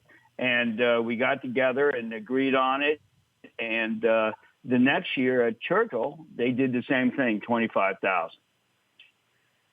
I'm going to tell you, Mike, this is going to be the biggest event ever in horse racing. I can't even tell you right now what we're going to raise, but I'm thinking it's 500 plus. Wow. And for a great cause. I mean, I talk about PDJF an awful lot on this program, and it is so critical to support those disabled riders that are now struggling to even survive, Barry. I know it's a passion of yours, obviously, with Jockeys and Jeans, and it's so great to see the event grow year in and year out. And now you throw out that number, 500,000. What that means a lot to a lot of people. Oh my gosh, it's crazy. It's crazy. It's crazy for sure. And it's a matter of everyone in our organization, myself, Eddie Donnelly, Maureen and Darrell Brown, Sandy and Carew Hawley, Jamie LaRocca, Roger Blanco, Michelle and Matt Pearl, sound familiar? And everybody else all do this for nothing. This is a labor of love. 100% of all monies we raise will go to the Permanently Disabled Jockeys Fund, which we're very proud of. And I got to give a shout out to some people from Caesars because it's important. Tom Regg, who is the CEO, he was instrumental in putting this together. And the Caranos, Gary and Anthony. And my good friend, my great pal, Brian Elmore from the Indiana HBBA, who really was a catalyst for all this. So, those guys deserve a thank you. Barry, for people listening, wondering what Jockeys and Jeans is all about and what the event is going to entail next Saturday, lay it out for me. What can people expect if they are going to attend? Well, they're going to expect a beautiful dinner, a sit-down dinner on Saturday evening with a cocktail hour before, all by Caesars. I mean, this is a major dinner. And we honor what we call our fallen riders. We'll have 10 fallen riders there. And our fallen rider coordinators are Jamie LaRocca and Roger Blanco, who are both fallen riders themselves. So we'll honor them along with our Hall of Famers. We have, 12, 13, 14 Hall of Famers from the thoroughbred and quarter horse world. We've incorporated that with it. And they're there to really honor our fallen riders. And these are young men and women who have who had career-changing accidents in racing, and they're now riding wheelchairs instead of horses. So we honor them. We will have a beautiful dinner. We'll have a live and silent auction where we'll have such things as our Hall of Fame poster, which has 95% of all Hall of Famers who are living and some who have passed on this poster who have signed it.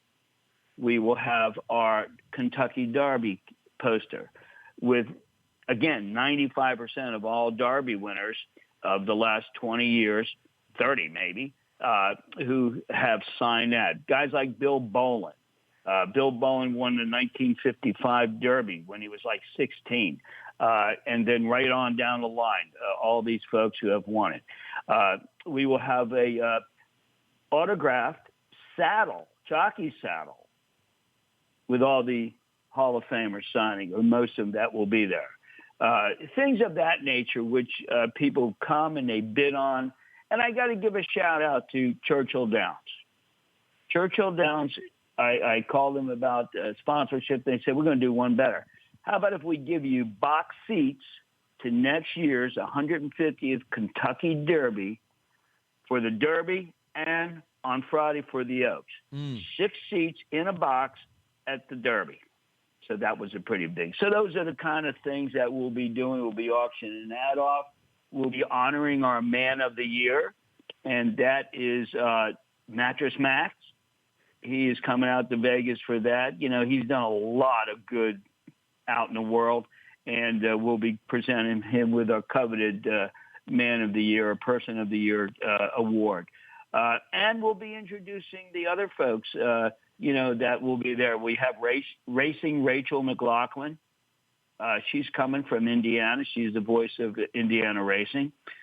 We have Mark Klein. He's a speaker and a comedian. And we have some actors who are coming. So it's kind of neat that what's going on there this year. It's going to be a lot different. Well, Barry, I commend you and the entire team for all of your efforts. I believe the first Jockeys and Jeans was, 2014? And here 9 years later, it continues to grow, continues to build. And the excitement now of partnering with Caesars Palace in Las Vegas to host this event, it is going to be incredible. And people can go to jockeysandsjeans.com if you want to learn more about getting involved. If you want to see the list of Hall of Fame riders, the quarter horse champions, they're all there for you. Jockeysandjeans.com.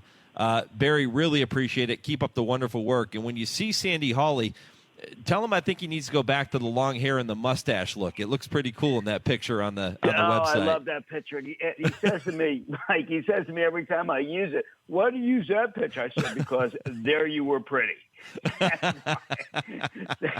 But Sandy and Carew are great people.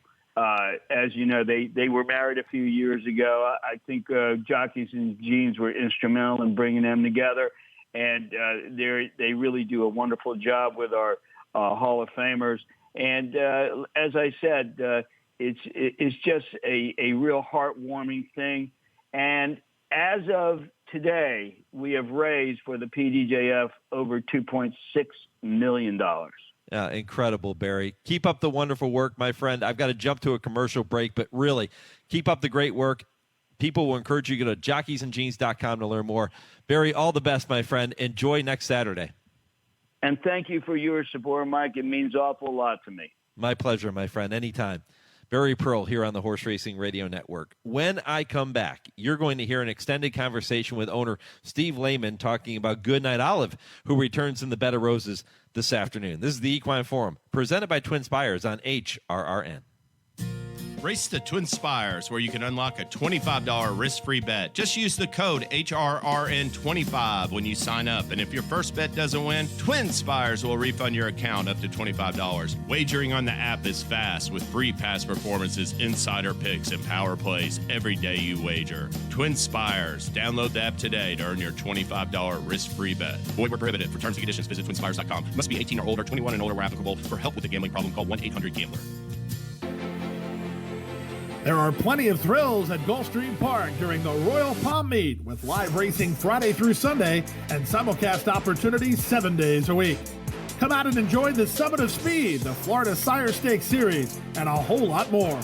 Watch the action from our Trackside Carousel Club, our Feast in 10 Palms restaurant with an elevated view of the track. For stake schedules, reservations, tickets, and more, head to GulfstreamPark.com.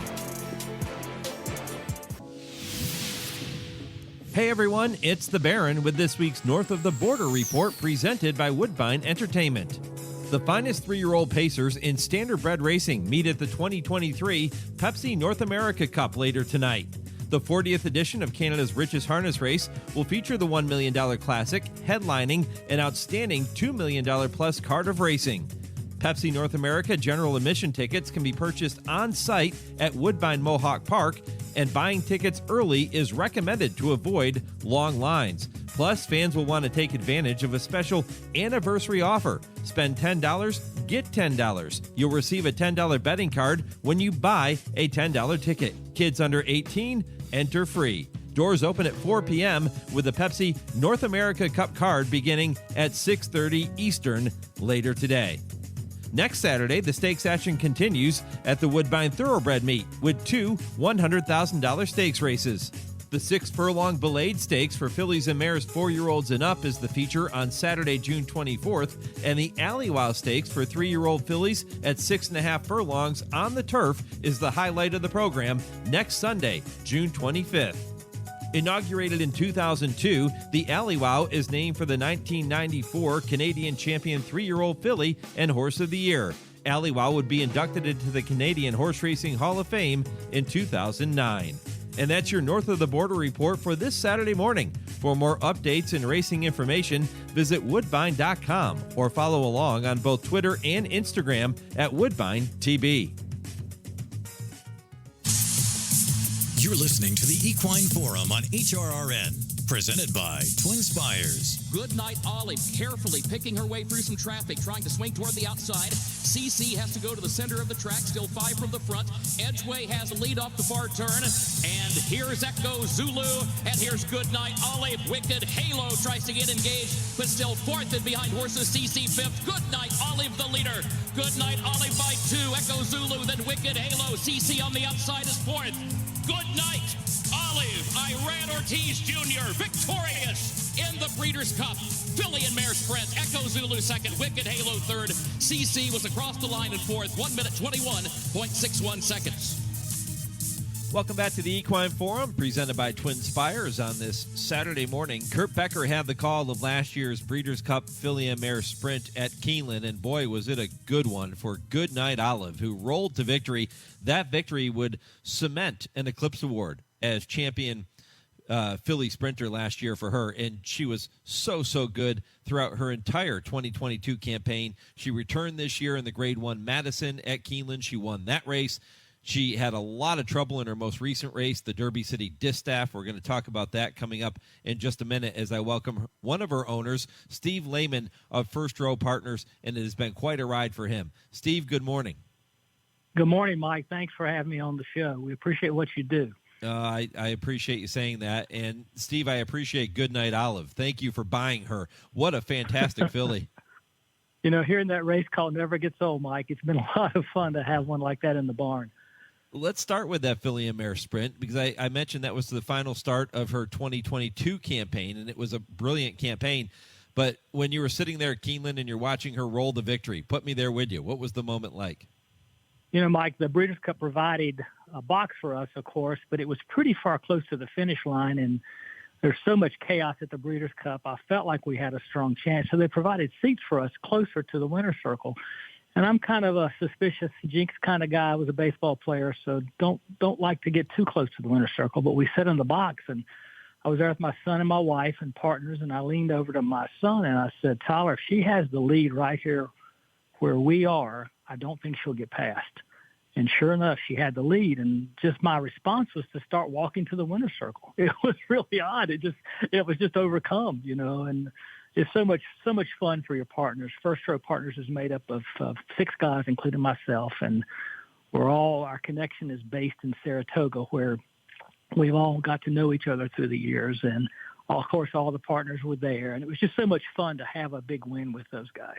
I've always said if you could take that feeling of winning a race, any race, certainly a Breeders' Cup race, and you could bottle it, Steve, this would be the easiest game in the world. There would be more people clamoring to get into thoroughbred racing than we could handle. Sure, absolutely, it is. It's you know, there's thrills. There's just something about it that just, you know, even the average guy can now participate in with the partnerships. You know, we started this partnership.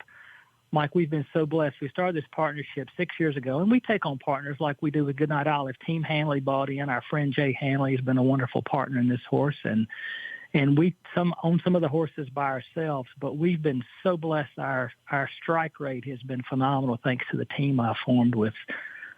Liz Crow helps buy our horses. Paul Sharp tends to break our horses, and of course, my friend Chad Brown has just been phenomenal with what he does with our horses. She is a graduate of the Fasig-Tipton, Kentucky October sale and purchased for $170,000 as a yearling. What was it about her early on that stood out? You know, Mike, most of the time I make the sales. I feel like as the owner manager of this group, that's part of my responsibility. Prior to this partnership, I'd never had much luck with yearlings buying. Fortunately bred a few stakes winners. Had done well with 2-year-olds. I bought Day at the Spa. It was really the first horse I went out on my own and bought and took on partners there. Had good luck with her, obviously, winning a Breeders' Cup race, and thought, you know, for an average guy, that's probably a top of the food chain that I'll ever win a Breeders' Cup race. And so I was actually in North Carolina when Liz called me, and she said, I have a Ghost Zapper I like. And I said, a Ghost Zapper? She said, yeah. She kind of gave me an idea what she thought the price range would be. I said, gosh, let's buy that filly. Well, about the time we made that decision, Jay called Liz and said, I want you to look at a filly for me. And it was this filly. So that's how we became partners. And I had known Jay for several years. He had horses in Chad's barn. And so Jay took a leg, and we kept the filly. And, you know, she had her issues early in her career, but you know, as Chad said many times, we've been patient with her, and he has taught me patience through the years with these horses. If you're patient with them, give them time, a lot of times they will reward you, and she's the perfect example of that patience. She debuts at Gulfstream March 7th of 21. She ends up finishing second that day, and then she just goes on an absolute tear and starts destroying the competition in every single race. What was Chad telling you back in October of 21, November of 21, when she's just rolling through her conditions? You know, he's such a good assessment of talent, Mike. He told me before she ever ran, he said, this filly's very talented. He said, she reminds me of Guarana, which was a multiple grade 1 Ghost Zapper that he had. But his words were to me, he said, Steve, don't tell your partners because expectations grow very high. And then my son and I went down and met one of my partners, Martin Scheinman, who lives close to Gulfstream in the winter, went down for the race. And, of course, Irad rode her that day, and she got trapped inside again that day, and Irad got off and looked at me and said, you know, the post is what got me beat. So she ran a game race. But then when she started reeling off those maiden victories and allowance victories, and there was some stoppage along the way for ankles, and thank goodness Dr. Larry Bramlage is a wonderful surgeon. And the last time he did a surgery, he did 2 ankle surgeries on her. And the second time, he actually called me and he said, "Steve, I believe I have her fixed." And boy, he was just spot on. Yeah, fantastic stuff. Steve Laymon, the principal owner of First Row Partners. He and his partners involved with Goodnight Olive, along with their good friend Jay Hanley and Team Hanley. Goodnight Olive coming back in the Grade 2 Better Roses at Belmont Park. It's race number 9 later today, 5:19 Eastern. How many of the partners will be in attendance at Belmont? Let's see. I think there will be probably 4 of us there. I think there'll be 4 of us there on Saturday. You know, Mike, we've been so blessed. First Row Partners and Team Hanley had a Grade 2 winner last Sunday. Filly named Prerequisite won the Wonder again. Congratulations. Thank you. We've been so fortunate. I never imagined when I put this group together. I guess this is our 5th year of racing, and I typically buy 4 horses a year. Last year it was 2. This year it's been 5, but our average is about 4. Mike, we've been so blessed. We have had 3 Grade 1 winners, 3 Grade 2 winners, 2 Grade 3 winners, and those graded stakes were spread among 4 horses. So we've been thoroughly blessed. Chad does such a marvelous job. I have such a good team. You know, a good team of partners scattered across the country. One of my other main partners, Will Robbins, lives in San Francisco. I have another partner that lives in Montana. One lives in Rhode Island, one in Virginia. But again, the term first row comes from being in the first row boxes at Saratoga. I love it. That's where I started, too. I cut my teeth on racing at Saratoga growing up about an hour east of there in Pittsfield, Massachusetts. And I didn't have a first row box. We had to sit at the picnic tables down the top of the stretch, but it was still a great vantage point. And there's just something about Saratoga that draws you to this sport, doesn't it? It does. It does. I sit in the box, and I'm there, you know, still when I was practicing in North Carolina, I would still typically make 25 to 30 race days a year, and always made an effort to get there because it was such a great time to be there, so much camaraderie, and just happened to sit in the same box beside one of my main partners, Marty Scheinman. And Marty leaned over to me about 6 years ago and said, "I want to own horses with you." Been in the business for 40 years, and he saw that I was passionate about it and take it very serious, not try to, you know, structure this game as a business, and had another partnership going. And finally, I just came to the 2 main partners, the other partner being Will Robbins, and I said, "Well, we need to put this together."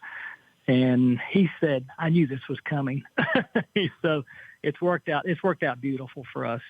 Chad does such a marvelous job training and managing these horses, and like I said, Liz Crow buys our horses, and we have just been blessed beyond imagination.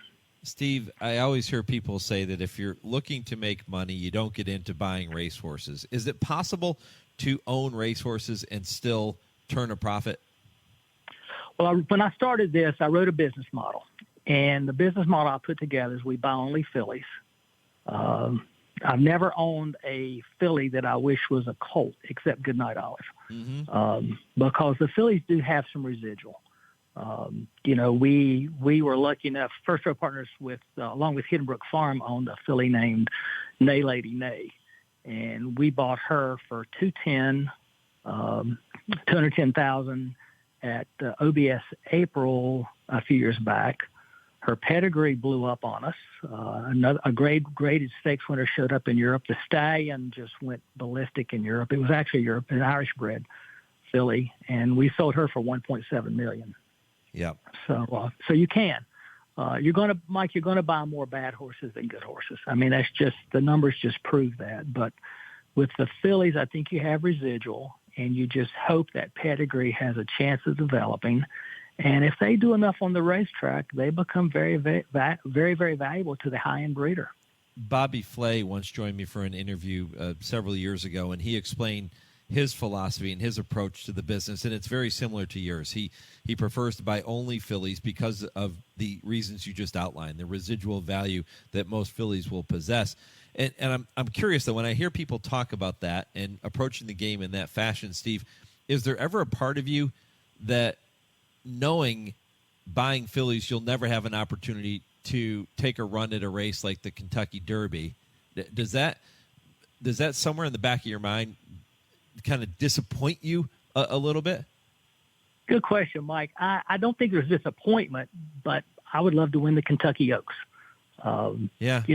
That's a race on the radar. But, to me, being involved in the game, winning a Breeders' Cup race, to me, personally, is like winning the Kentucky Derby. Now, to the casual fan, the first thing they find out if you're in the horse business, they ask, have you ever won the Derby? Have you ever been in the Derby?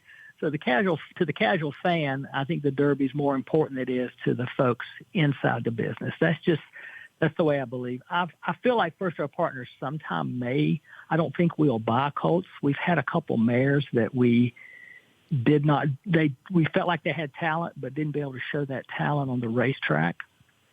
So we've kept those. So we have two. We actually own two mares, and so if one of those mares threw a colt, and maybe the colt didn't bring the value that we thought he should, I could see us maybe racing a colt that way.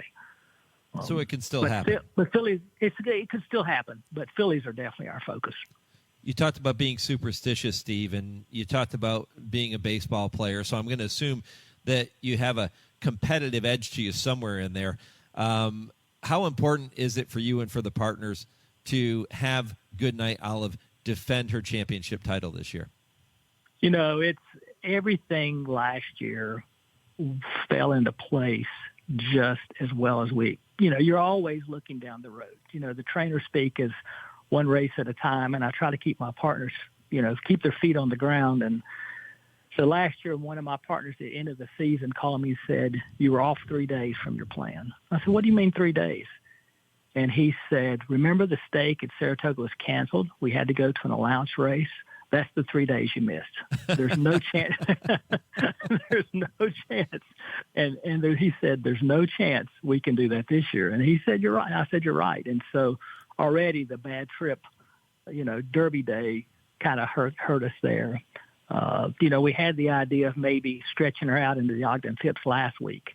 And we just decided after that trip it wouldn't be maybe fair to her to put her in a different situation. So we decided to stay with the 7 furlong race. But yes, is it competitive? Want to win that title, and keep that title?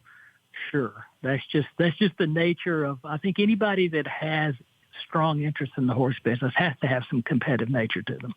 Yeah, her last start in the Derby City Distaff was just abysmal. Not through any fault of her own, but she was trapped. She had nowhere to run, and she was, in my opinion anyways, so much the best in that race. Do you think we might see Goodnight Olive stretch out at some point this year and maybe even tackle a horse like Clairiere? Clairiere is a pretty special animal. I don't know, Mike. We really don't have a plan past this race. We just want to see how this race goes. And Chad said that himself. I really don't have a plan. I mean, we've kicked around some ideas, but the trouble was so great in that last trip. It was funny. Well, I'm at the draw for the Breeders' Cup, Mike, and it's a full field of, I think it's 13, if I remember correctly. I think it's a field of 13. And I'm sitting there at the post draw with my son and my partners, and there's some pen and paper laying on the table, I think it was. And I just wrote down a number and I circled it and I turned it over. And the guy across from the table from me was a reporter from Europe. And he said, you're here for the post draw? And I said, yeah. He said, I'm covering for Europe. He said, where would you like to draw? And I turned that paper over and showed him post 8. Well, sure enough, wow, we drew post 8. And I thought my son was going to turn over his chair.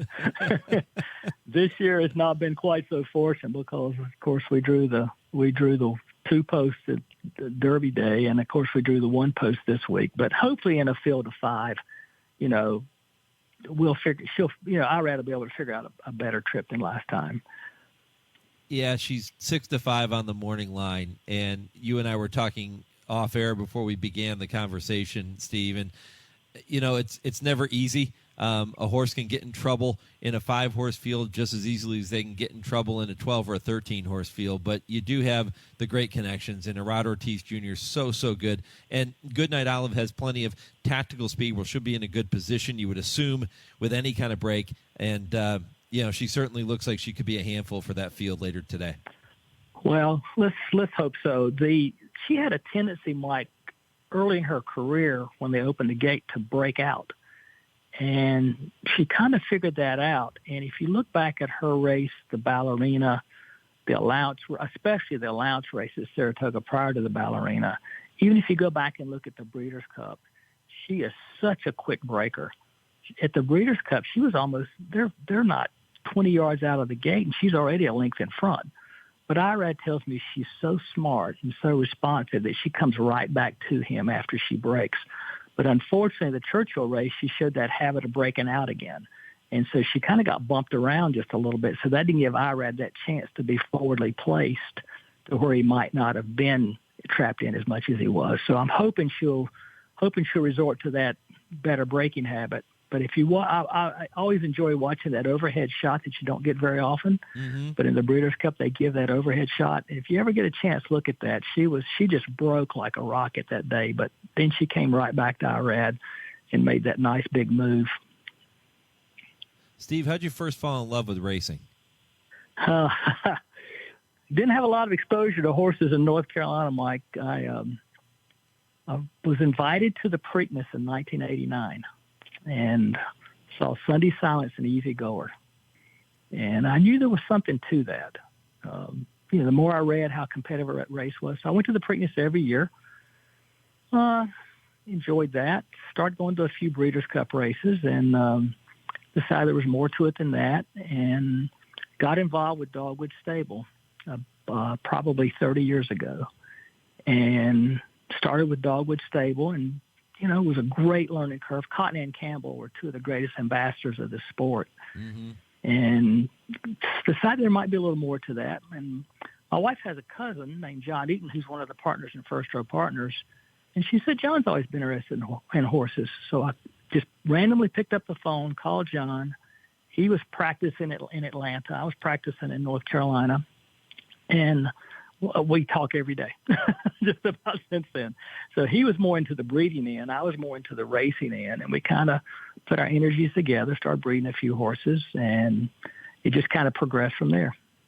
That's a great story. One last question before I let you go, Steve. Goodnight Olive, where'd the name come from? Oh, that's Google. So I'm sitting here fooling around one night on my iPad. And it's always fun to name the horses, and my wife is a former English teacher, so I always give her the veto on any name we come up with, and and I always let partners have a chance. You try. We always kind of say, yeah, that's a great name, and so I googled the word ghost, and because the mare's name is Salty Strike, I Googled Salty Ghost, and up popped this story about a lady named Olive Thomas.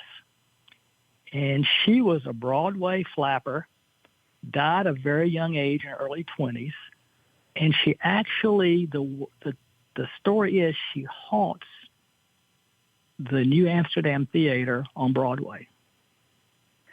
And so there's actually a picture of Olive Thomas in that theater.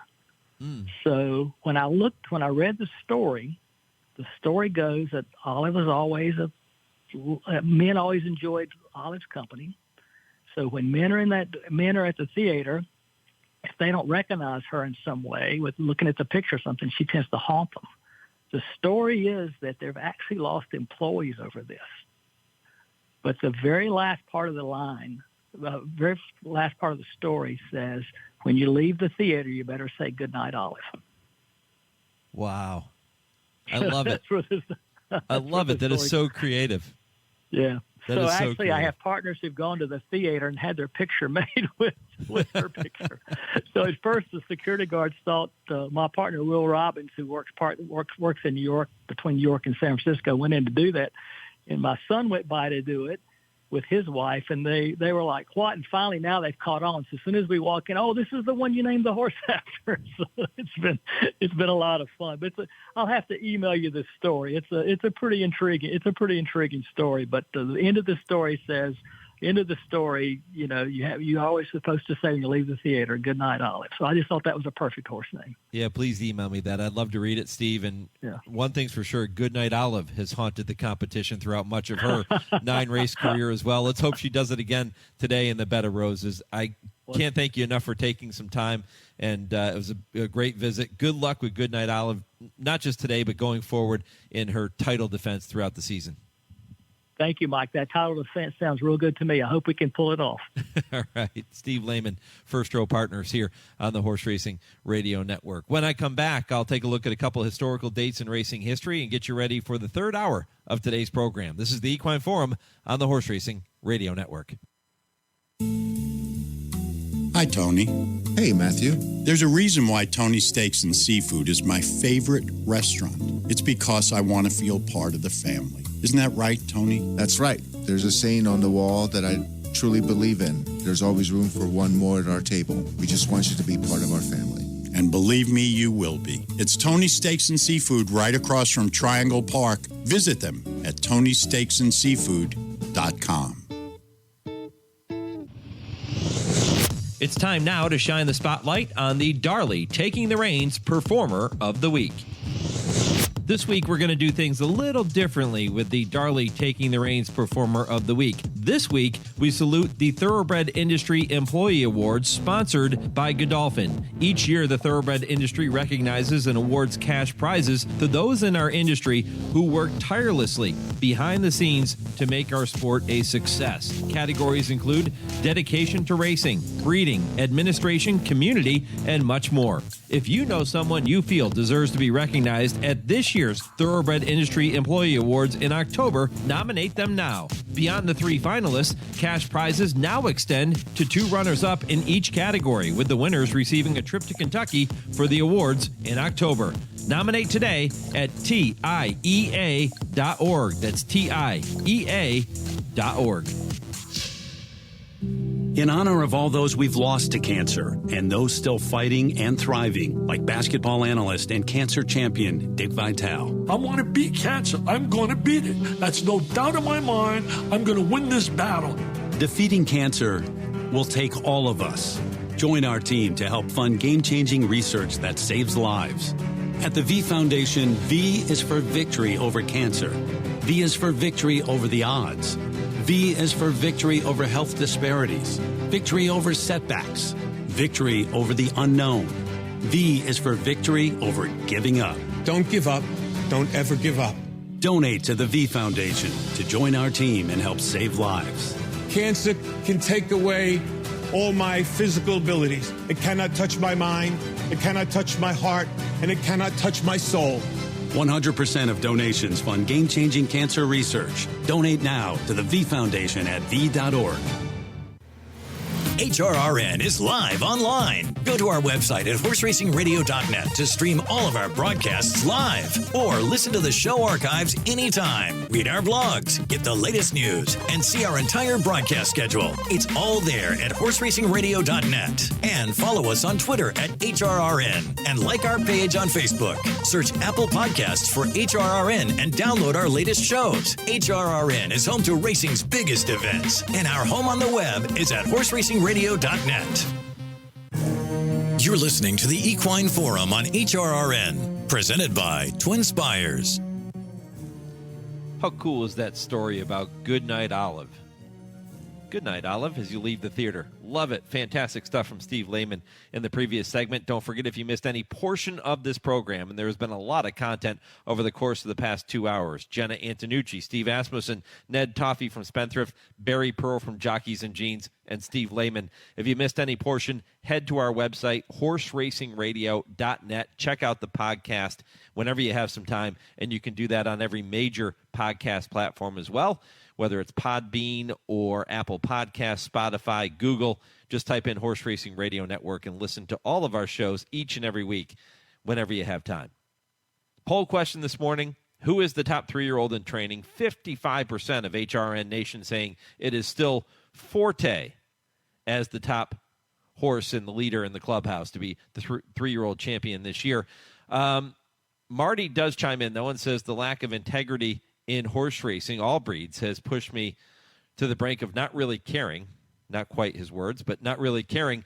But I did watch the Triple Crown Series races. The most impressive winner of the 3 was Arcangelo. The others just also rans. Marty, I hope you hang in there. Got to get better, my friend. Time to take a look at a couple dates in racing history as they apply to this weekend before I get you ready for hour number 3. It was on this day, June 17th, 1912, a record parimutuel payoff on a straight $2 wager was set when Wishing Ring sent off at odds of 941-1, paid $1,885.50 to win at Latonia. The mark was only surpassed in 1989 when Power to Go paid $2,922 for a $2 wager made at Oxarbin. That was on a race that was simulcast from Fairgrounds. How about that? June 17th, 1912. Well, 2 hours are in the books. So you got one more to go. When I come back, I'm going to kick off hour 3 with this week's TwinSpires Triple Play. Scott Shapiro will be here to do the honors. At 10:20, Kurt Becker takes you on his weekly stroll through racing history. And at 10:30, I once again welcome trainer Dale Romans, turf rider Tim Wilkin for I Ask, They Answer. If your local station is leaving us at this time, you can continue listening to the third hour of the show on ESPN 680 in Louisville or right here on Sirius 216 XM 204 and streaming at horseracingradio.net. Hour 3 of the Equine Forum is next, right after 10 seconds for station ID. This is HRN.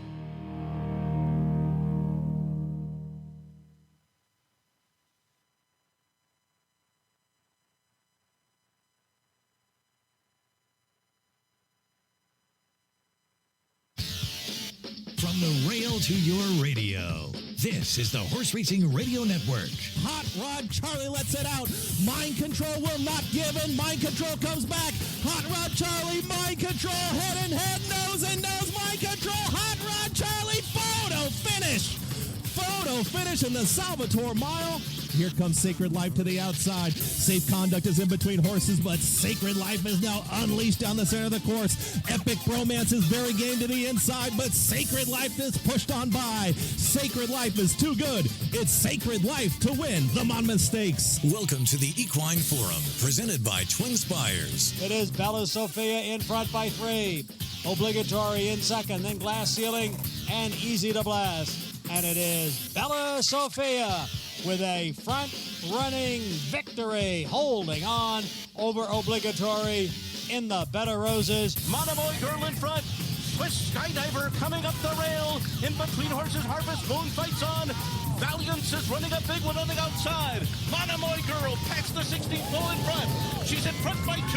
Valiance is second. As they come down to the line, she did it again. Monomoy Girl and Florent Giroux have won the distaff over Valiance. Now, here's Mike Penna.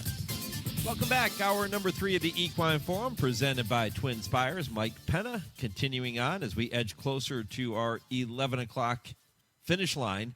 A lot of great content so far this morning. I hope you've enjoyed the first 2 hours. If you missed any portion of the show, all you have to do is head back to the website, horseracingradio.net. You can listen to the podcast whenever you have some time, and you can do that as well on every major podcast platform, whether it's Podbean or Spotify or Apple Podcasts. All you have to do is type in Horse Racing Radio Network, and you'll get a chance to listen to all of our shows however you like, on demand, whenever it's convenient for you. And the first 2 hours, I've spent a lot of time looking back on what occurred at Belmont last weekend, the huge win by Jena Antonucci, the history-making win. Jena going to be with me on Wednesday for a full hour to talk about her career and talk about the people that have helped to make this victory possible. It's a fantastic conversation. You won't want to miss it. That comes your way Wednesday, 6 Eastern, Trainer Talk presented by Fasig-Tipton. We've looked back on some of the Breeders' Cup winning you're in and looked ahead, by the way, to Goodnight Olive in the last year's Filly and Mare Sprint winner who is returning later today at Belmont in the Bed of Roses. So covered a lot of ground, going to continue to do so here in Hour 3. It kicks off with the TwinSpires Triple Play. I will welcome Scott Shapiro momentarily. Kurt Becker takes you on his Stroll Through Racing History at 10:20. And at 10:30, Dale and Tim both going to be with me as they are every single Saturday morning for I Ask, They Answer. And that segment continuing to grow in popularity. And we certainly appreciate all of you tuning in every single week. Well, Scott Shapiro is here, and it is time for the TwinSpires Triple Play. Scott, good morning, my friend. Good morning, Mike. Good always to join you. Looking forward to a fun day of racing ahead. You have selected 3 races, as we do every week, and they all come from Ellis Park. You have selected race number 4, which is a maiden special weight race. That'll kick things off for us. You're going to come back and end up talking about some of the bigger races later in the card. So let's kick it off with the 4th race here, 5.5 furlongs on the main track. These are 2-year-olds, and many of them making their first career start. How'd you see this one? Yeah, not only one horse in here with any sort of experience, Mike, and that's Woodcourt, a 20-1 long shot. So lots of firsters to choose between, trainer intent, pedigree, sales price, workouts, all coming into the mix. And in the end, I landed on number 7, Balta, a $685,000 OBS March 2023 purchase for OXO Equine and Paulo Lobo. And this son of Munnings appears to be training very forwardly leading up to his debut, a pair of bullet 4-furlong drills at the Thoroughbred Training Center. And Paulo Lobo, not huge percentage of wins with first-time starters at the 2-year-old special weight level, but he does click at 11%, and he has a much positive ROI, 524 in fact. So when he wins, he usually wins with prices. Price is probably bigger than what Balta is going to be. But I like the pedigree here, half to Opus 42, ran second on debut. And I think Balta meets an okay group of Colts and Geldings here on debut, but I don't think there's any major star power, at least on paper. So that's why I landed on this Colt. I love it. These are races, Scott, that so many people will get confused by because there is no form on these horses. You don't know what their running styles are. You don't know how they're going to perform in the afternoons. All you have is these workouts in the mornings, and it's really hard to gauge which horse you want to put your money on. So you talked about pedigree, and you talked about some of the workouts that you're seeing from Balta. Are those the 2 key things that you're using when you start to look at these young 2-year-olds? You know, they're definitely 2 major pieces of the puzzle, but I think first and foremost for me is trainer intent. We look at a lot of trainer stats, on the past performances and all the databases we use, and some of them can be useful, some of them can be noise. But one that I definitely think is useful is trainers' success with first-time starters, because they control how geared up, if you will, their horse is going to be for that first start. Whether they put a lot into them, they're hoping to have them primed and ready for some of these big maiden special weight purchases. You think of guys like Wesley Ward when you think of that, or guys that are more of the Ian Wilkes school of thought, where they're going to give a horse a race or 2 to eventually be at their best. They can win sometimes first out just on talent, but the intent isn't quite there. So trainer intent tops the list for me, then pedigree and works. But it is a puzzle that does have a lot of data to go along with it, even though we don't see horses with experience. I do think people can sometimes, get ahead of themselves and think these races are, impossible to handicap because there's no races. But I find them quite intriguing. If folks are looking to bet an exacta or a trifecta or superfecta in this 4th race at Ellis Park, is there another horse or 2 you could see as being live in this race? I think number 6, Steel Link, as a price option is a little interesting, debuting for Brett Calhoun. Brett, very good with 2-year-old special weight debut runners. Almost 600 start sample size, Mike. He's got a 206 ROI and clicks at 19%. That's one I would use. I'd also use the 3-1 morning line favorite, number 5, Normandy Hero, a son of Omaha Beach, who debuts for Rudolph Brisset, was scratched Thursday, off the also eligible list, draws in here. Those are the 2 that I like most underneath. Okay, so for the top pick in race number 4, Scott's going to go in number 7, Balta, at odds of 9-2, and he just gave you a couple of horses, Steel Link and Normandy Hero, that you might want to take a look at as playable with exactas and trifectas and superfectas, your multi-horse wagers. Let's move on to the second leg of the triple play. And, Scott, you've gone with race number 6 at Ellis. It's a 1.16 miles on the turf, an allowance race with a purse of $127,000. Who wins this one? Yeah, it's great to be back on the turf this week at Ellis after getting it ready on the first couple of days of the week. And this is a 2-turn event, as you said, for first-level allowance foes. And I like number 8 More Than Looks in here. This is the 4th career start, second against winners for this son of More Than Ready. Broke through for the maiden victory in career start number 2 on March 31st at Gulfstream. That was over the all-weather surface, not the turf there, but beat a good horse in Hidden Path, who came back to win at Churchill in his next start. Then proved the turf wouldn't be an issue at Keeneland on April 28th. I think that was closing day in the Lexington area. And this horse lost by a head that day at nearly 9-1, but the favorite got the better trip, saved ground while he was wide throughout under Joel Rosario, and he just missed. Now, getting out of the gate has been a bit of an issue, so that's a little bit of a concern. But now Christian Torres takes over. This one's been freshened up, and I just think he looks to be the most talented horse in a race where he's not the favorite. So number 8, More Than Looks, my second play on the triple play. I'll ask you the same question here. Anybody else you want to use with him? Well, I think the other logical is number 9, Anglophile. This one raced in the Grade 2 American Turf on the Derby Day undercard back on the first Saturday in May and was basically just outfinished, outgained that day at 33-1. Prior to that, though, ran a good second in the Cutler Bay at Gulfstream to behind enemy lines, a well-met European import that day for Jack Sisterson.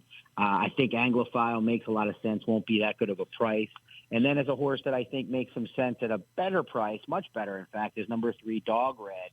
Don't see a ton of speed signed on in here. This son of Flatter tries the turf for the first time.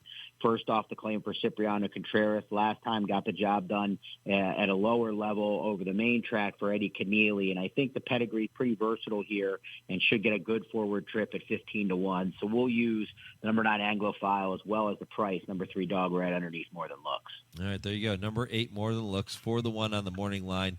Top choice for Scott Shapiro in race number 6. And again, let me take this moment just to remind you that you want to go to TwinSpires.com to make all your wagers, but certainly these 3 races we're talking about this week on the triple play, when you go there, you will not see a specific TwinSpires triple play bet, but you can take all the information Scott's giving you on his 3 selections today and play those races any way you like, but just make sure you're doing that over at TwinSpires.com.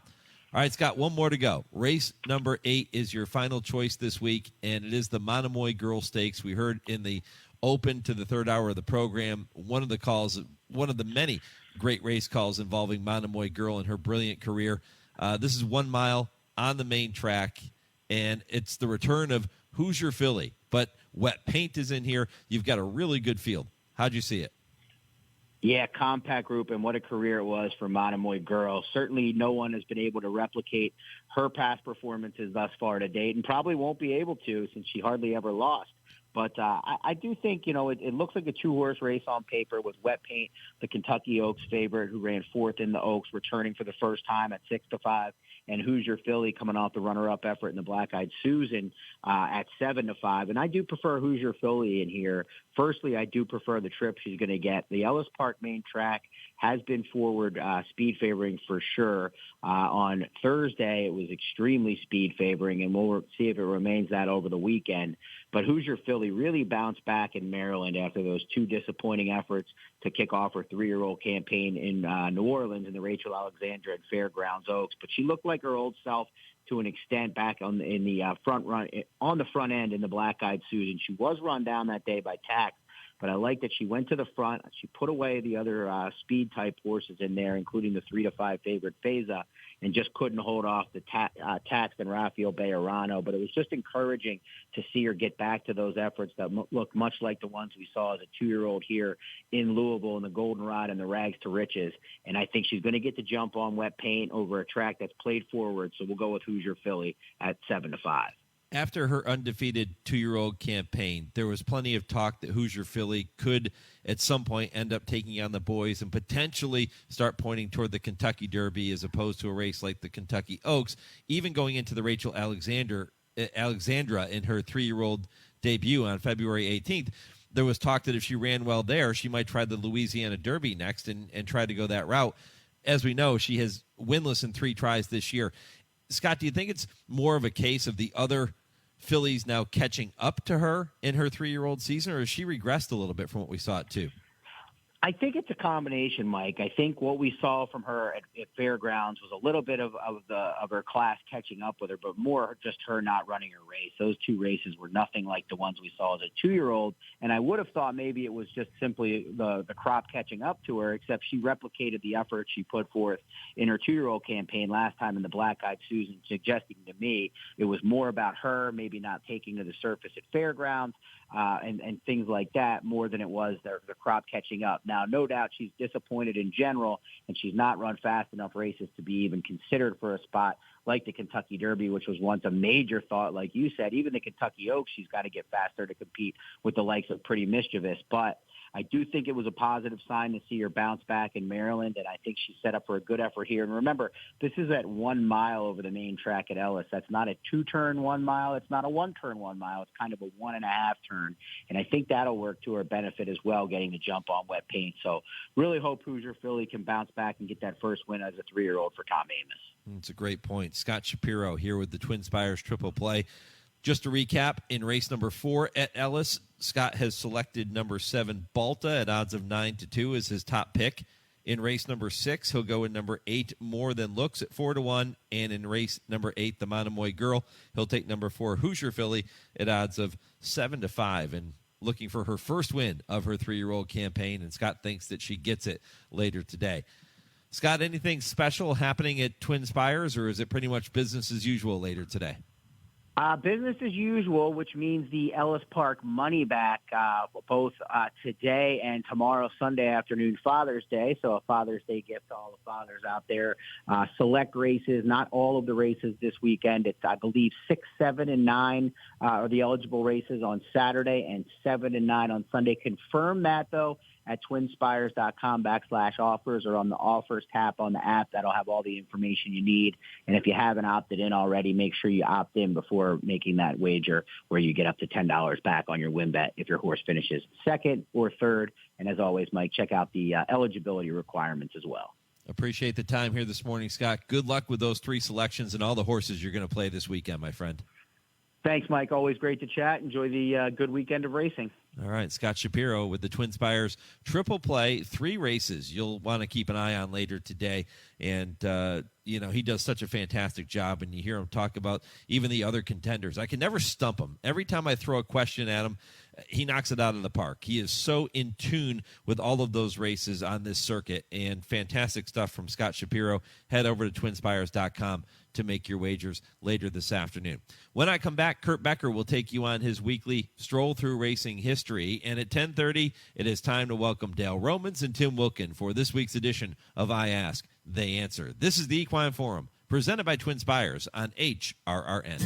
Race the TwinSpires, where you can unlock a $25 risk-free bet. Just use the code HRRN25 when you sign up. And if your first bet doesn't win, TwinSpires will refund your account up to $25. Wagering on the app is fast with free past performances, insider picks, and power plays every day you wager. TwinSpires. Download the app today to earn your $25 risk-free bet. Void where prohibited. For terms and conditions, visit TwinSpires.com. Must be 18 or older, 21 and older where applicable. For help with a gambling problem, call 1-800-GAMBLER. Hey, horse players, check out Canterbury Park racing now through September 16th. Canterbury Park offers 10% takeout on the post-time pick 4 and late pick 5 every racing day. That's the lowest takeout in the nation. The post-time pick 4 begins with the first race, and the late pick 5 is on the final 5 thoroughbred races. 10% takeout, come play. And new this season is the $1 all-turf pick 3 every Wednesday. First post, 5 o'clock Central. Airdrie Stud is proud to announce the arrival of Grade 1 winning millionaire Happy Saver for the 2023 season. Happy Saver boasts one of the most important female families of the century, as his 3rd dam is Broodmare of the Year Weekend Surprise, dam of the legendary AP Indy. Undefeated in his first 5 starts, Happy Saver capped off his perfect 4-for-4 season with an emphatic victory in the historic Grade 1 Jockey Club Gold Cup. And Happy Saver stays undefeated. He steps up and he wins the Grade 1 Jockey Club Gold Cup. Airdrie Studs, Happy Saver. Think about it.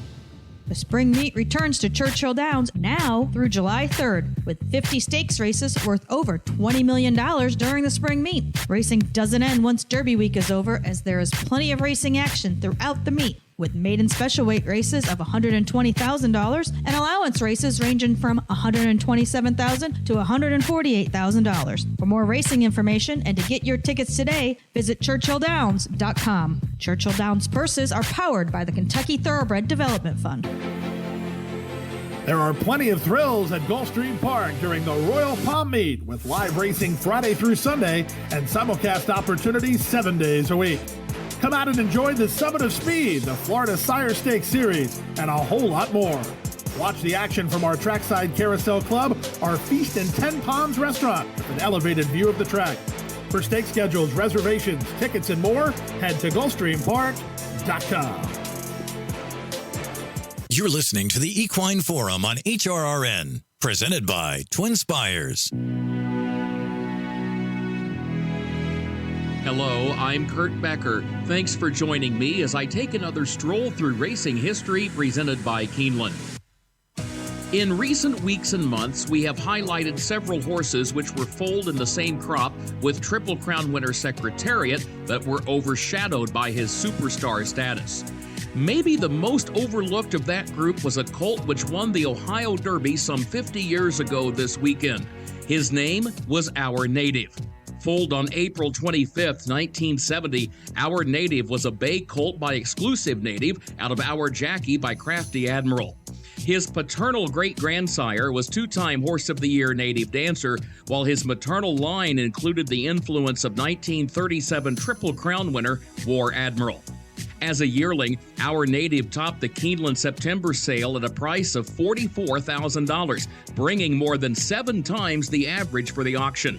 The buyer was Elizabeth Pritchard, who was chairman of the board of M.J. Pritchard, a feed and grain concern which her late husband had founded in 1933. Trainer Bill Resegay, a fourth-generation horseman who also bought an interest in the colt, sent Our Native to Isidore Sherman's Farnsworth Farms near Ocala, Florida, to be put through his early paces before taking him to Gulfstream Park at the end of the year. As a 2-year-old in 1972, Our Native found early success in Chicago, winning the 11th running of the To Market purse at Hawthorne in a 3-horse photo finish before coming back 10 days later to win the 46th running of the Hawthorne Juvenile by a head under jockey Roger Cox. In the latter effort, the colt made a 5-wide move in the stretch to defeat the favorite from the barn of powerful Calumet Farm. Resegay had pushed Our Native early in order to see what level of ability the colt might have, and he was satisfied that Our Native had a bright future. But Shecky Green was the standout juvenile in Chicago that summer, beating Our Native by 14 lengths in the Arlington, Washington Futurity on August 12th at Arlington Park. Shecky Green went to the East Coast in September, though, and Our Native capitalized by winning both the O'Leo purse and the Lewis S. Mean handicap at Sportsman's Park. By year's end, he had won 7 of 14 starts. Early in 1973, Resegay sensed an opportunity when it was announced that reigning champion juvenile and Horse of the Year Secretariat would not contest the Flamingo Stakes. And so, on closing day at Hialeah Park, before a crowd of 24,000, Our Native became a Grade 1 winner by capturing the Flamingo under Jacinto Vasquez, even withstanding a claim of foul in the process.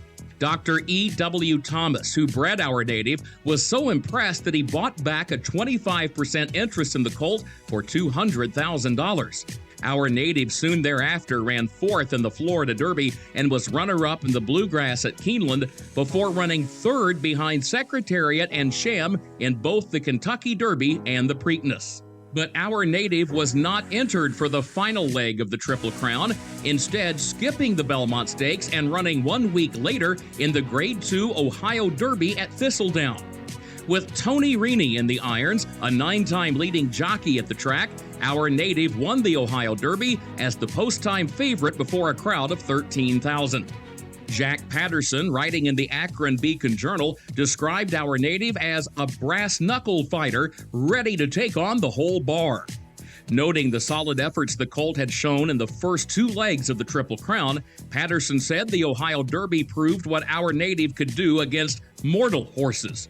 Patterson added that for every Secretariat and Sham, there needs to be a dozen our natives in the sport. The hard knockers that dance every dance and do it so zestfully that they inspire the American race public.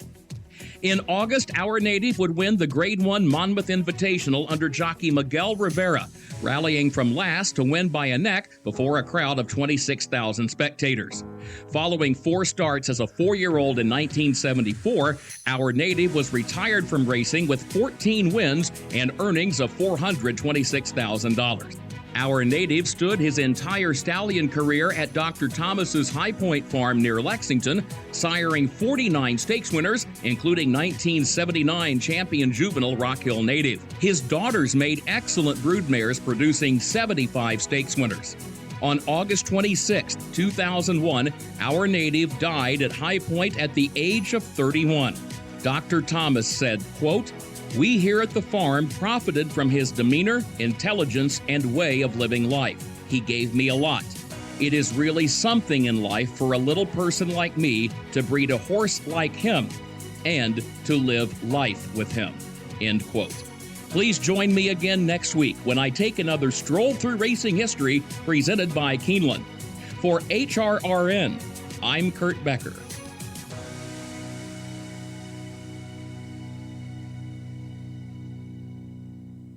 And once again, my thanks to Kurt and to Keeneland for making those segments possible each and every week. If you have missed any of Kurt's Stroll Through Racing History segments, all you have to do is head back over to our website, horseracingradio.net. You can check out the special podcast page dedicated to those stories and listen to every single one. There have been some amazing ones.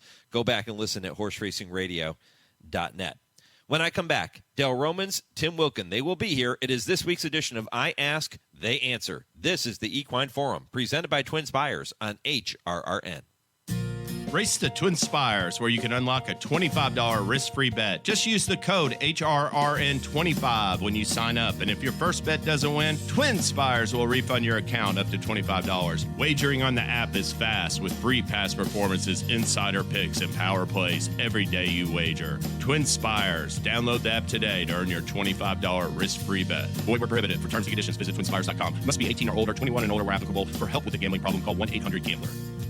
Racing fans, be sure to join us here at Spectacular Santa Anita on closing weekend for great racing and good times. On Saturday, 2-year-olds will take center stage in both the $100,000 Fasig-Tipton Debutante and in the $100,000 Fasig-Tipton Futurity at 5 furlong. Don't miss our traditional closing day feature on Sunday, the 84th running of the Grade 3 San Juan Capistrano at 1 3/4 miles down the hillside turf. Sunday is also Father's Day, and we've got several Father's Day event packages, including our Father's Day trackside barbecue, a front-runner buffet, drums for dads in the chandelier room, and more, all available at santaanita.com/events. And on Saturday, providing there's no single-ticket winner on Friday, we'll guarantee a $1 million payout to any single-ticket jackpot pick 6 winner, and we'll have mandatory payouts in all exotic wagers on Sunday. First post time on Saturday is at 1 o'clock, and on Sunday, first post is at 12 noon.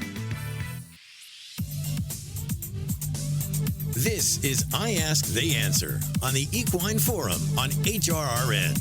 The field is in the stretch in the Belmont Stakes, and Arcangelo has now taken over. Arcangelo is in front. National Treasure back running in second. Then Hit Show, Tampa Trice, Forte, and Angel of Empire. It is Arcangelo with the lead. Arcangelo in front, trying to hold on for the final 50 yards, and it's Arcangelo to win the Test of the Champion.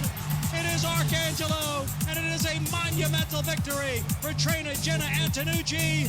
And what a month for jockey Javier Castellano. He won his first Derby with Mage. He wins his first Belmont Stakes with Arcangelo. John Embryo with the call of the 155th Belmont Stakes last Saturday in Elmont, New York, and it was Arcangelo who took trainer Jena Antonucci and jockey Javier Castellano into the record books. How should racing view those accomplishments of both Jena and Javier? Plus, owner Mike Rapoli is fed up, and we're going to tell you if he's right or wrong. And is Cody's Wish the undisputed top older horse in training? We'll talk about those topics and much, much more straight ahead on this week's edition of I Ask, They Answer with trainer Dale Romans and turf writer Tim Wilkin. And it's all presented by the University of Louisville Equine Industry Program in the College of Business. And it all starts just 30 seconds from right now. Learn the business of horses in the world's only accredited equine business program, the University of Louisville Equine Business Program. The University of Louisville has a legacy of excellence educating and developing industry leaders for over 35 years. Classes are taught by industry experts in state-of-the-art facilities located in the heartland of America's equine industry. The University of Louisville Equine Business Program. When it comes to horses, we mean business. For more information, visit business.louisville.edu/equine. Okay, gentlemen, let's start by looking back on what occurred at Belmont Park last weekend and the historical accomplishments of Jena Antonucci and jockey Javier Castellano. Let's do it a little differently, though, this week. And Dale, I'll start with you. Complete these sentences. And the first one, Jena Antonucci's historic Belmont Stakes victory is what? Breaking the glass ceiling. Breaking the glass ceiling. For a lot of deserving females that are out here in our game fighting against it in really what's always been a man's world. And it's not easy for them, and it was a great accomplishment on her part. You know, it's funny, Dale, because every female trainer, or pretty much every female trainer that's ever come on this show will say, you know what, yes, I'm a female trainer, but I'm a trainer. I'm a horse trainer, and they don't like to look at themselves in that light. But the reality is, this is a male-dominated profession, and seeing her break through on the big stage like that is pretty special. It was good for everybody and everything in the game. And, of course, you know that my spouse was a retired jockey, and I consider her a trailblazer in the game. And they work hard. Every female I've ever been around is hard at working and smarter than all of us. And so very proud of her to do that. She works hard every day. I see her at Gulfstream Park when I'm there in the winters, and her horses always look good. They always train good, and they always run good. It's a very deserving win. Tim, complete the sentence. Jena Antonucci's historic Belmont Stakes victory is? I'm going to say it's inspiring because, this is, not only being the historic first female thing, but it's going to it might inspire more women to want to get into this game. And it just shows you don't have to be one of the power conferences, so to speak, as a trainer, like a Pletcher or a Chad Brown or a Baffert, who everyone perceives that they win all the big races. You get a good horse, and Jena Antonucci knows what to do with a good horse, and she showed the world that she knew what to do. And I think it's just a very inspiring story, and it's really, really good for the game. All right. Topic number 2, Hall of Fame jockey Javier Castellano winning his first Kentucky Derby and first Belmont Stakes in the span of 5 weeks is what, Tim Wilkin? Long overdue. I mean, he was 0 for 15 in the Derby up until Mage, and he was 0 for 14 in the Belmont before he climbed aboard Arcangelo. I mean, and he's one of the really good guys in the game, and he's paid his dues, never complained when things went bad, at least outwardly. And it's just something that his career's just been rejuvenated, and he's back up on top now. And it'll be interesting to see as we move towards Saratoga how he does there, because a couple of years back he was one of the guys. And, I think that Javier is going to be back in demand, and, good for him. I'm just very happy for him because all the dealings I've ever had with him, he's just a class act. Dale, Hall of Fame jockey Javier Castellano winning his first Kentucky Derby in Belmont in the span of 5 weeks is? Very deserving. There's nobody that's more liked or respected in the game. I honestly don't believe. And, I'm going to make a prediction. He wins 2 or 3 more classes and becomes very Mike Smith-esque in the later part of his career, riding good horses in big races and doing a good job of it. He works hard at what he does. He takes care of his body. He has no bad habits, a good family man, and just all around good person. It's hard, like we talked about before, it's hard to believe with all the Travers that he's won that he hasn't campaigned top horses in classic races. But I'm going to predict there's several more to come before he's done. I think it's great to see because there was a time a few years ago where people were talking about Javier Castellano potentially losing that edge. He wasn't winning as many races as we're used to seeing. He wasn't winning the big races like we're used to seeing from him, but he was also battling through a lot of injuries. And, guys, I think that was affecting him more than he was letting on. It may be, but think about this game. It's something you're doing your entire life. You're going to have lows at some point. There are very few people in any sport that stay on top for forever without a dip. And in fact, but if you got the talent, it is not going away. And he's got the work ethic and the talent, and I expect him to just keep on rolling. Yeah, when he had that surgery a couple of years back in the winter time, he was at Gulfstream, I believe, and I think it was a hip problem he had, and it slowed him down. I mean, you don't can still be a world-class jockey when you've had hip surgery. You have to. It takes a while to come back from that. And the thing is, he never stopped working. I remember talking to him at Saratoga when things were going great, and he always had the great the optimistic attitude that things were going to turn around. You never saw him down, and his work ethic is what I think has propelled him back into where he is right now. And, there's something to be said about hard work and determination. He certainly has checked the boxes on both of those. That's great to see. Javier winning the Derby and the Belmont, Johnny V getting his first win ever in the Preakness Stakes in the Middle Jewel. Fantastic Triple Crown. Two great people in the sport of thoroughbred racing, and congrats to both of them. One more. Following a fifth consecutive year in which each race in the Triple Crown Series has produced a different winner, blank should be considered the leader in the 3-year-old division. Timmy, which horse is it? For me, it's Forte. Even though he didn't win one of them, I still think he's the best horse in the division. He was the favorite going into the Kentucky Derby and didn't get to run because of the issue he had on Derby Day. And the effort he put in the Belmont Stakes, coming off that 10-week layoff to get beat by a length and a half after that wide trip. I mean, some might argue that he ran the winning race in that, but not taking nothing away from Arcangelo. But for me, top 3-year-old right now moving forward, I think Forte is going to be a bear the rest of the way. And the rest of the division better be put on notice because I think that horse is going to do something really special in the summer. Dale, agree or disagree? I'm going to disagree, but not by much. I'm going to say turning onto the back 9 midges in front. Just so you got to really weight the Derby a little heavier, I think, than all the rest of them. And the fact that he did it on such few starts, Preakness, he had no chance with the pace scenario that's set up. And I think he's going to get better and better. But it's splitting hairs right now with several of them in the group. It's going to be an interesting late summer run for all these 3-year-olds.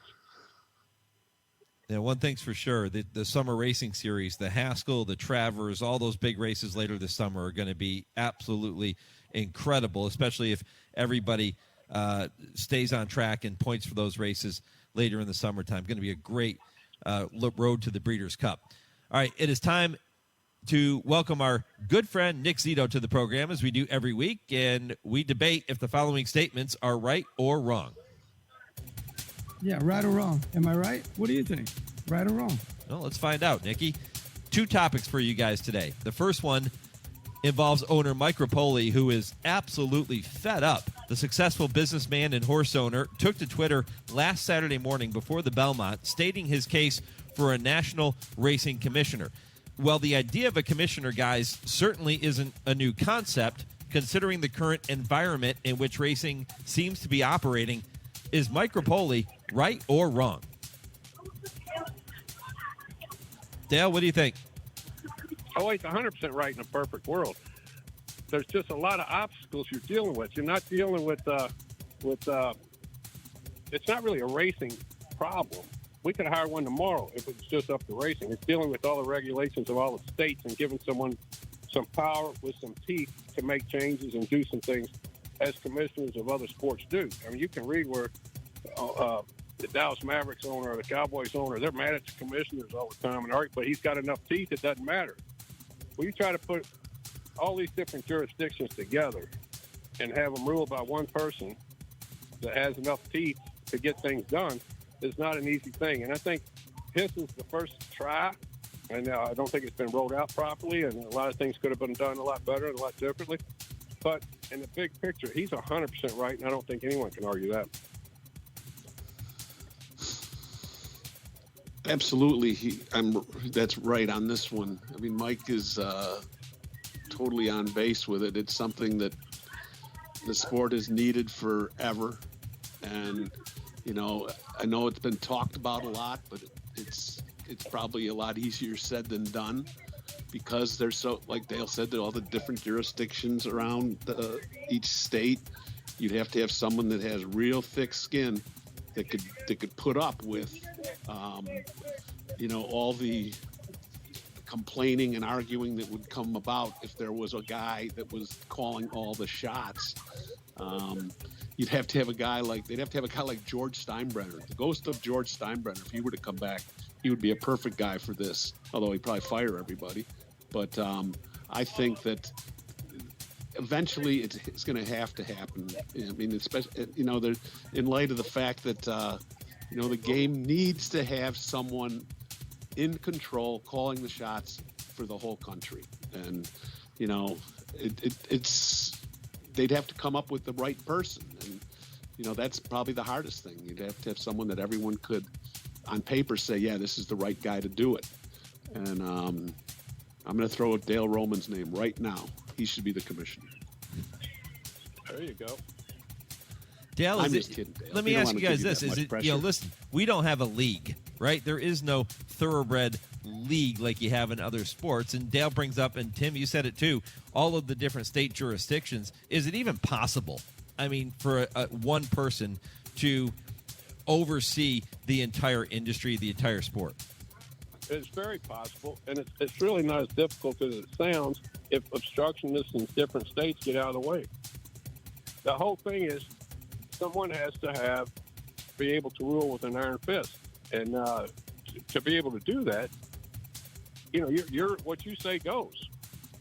And we can get there someday. I don't think it's anything can happen overnight. I think people like Rapoli getting behind it and understanding that it may affect them negatively at certain times, but you just got to live with what the commissioner says. It can happen.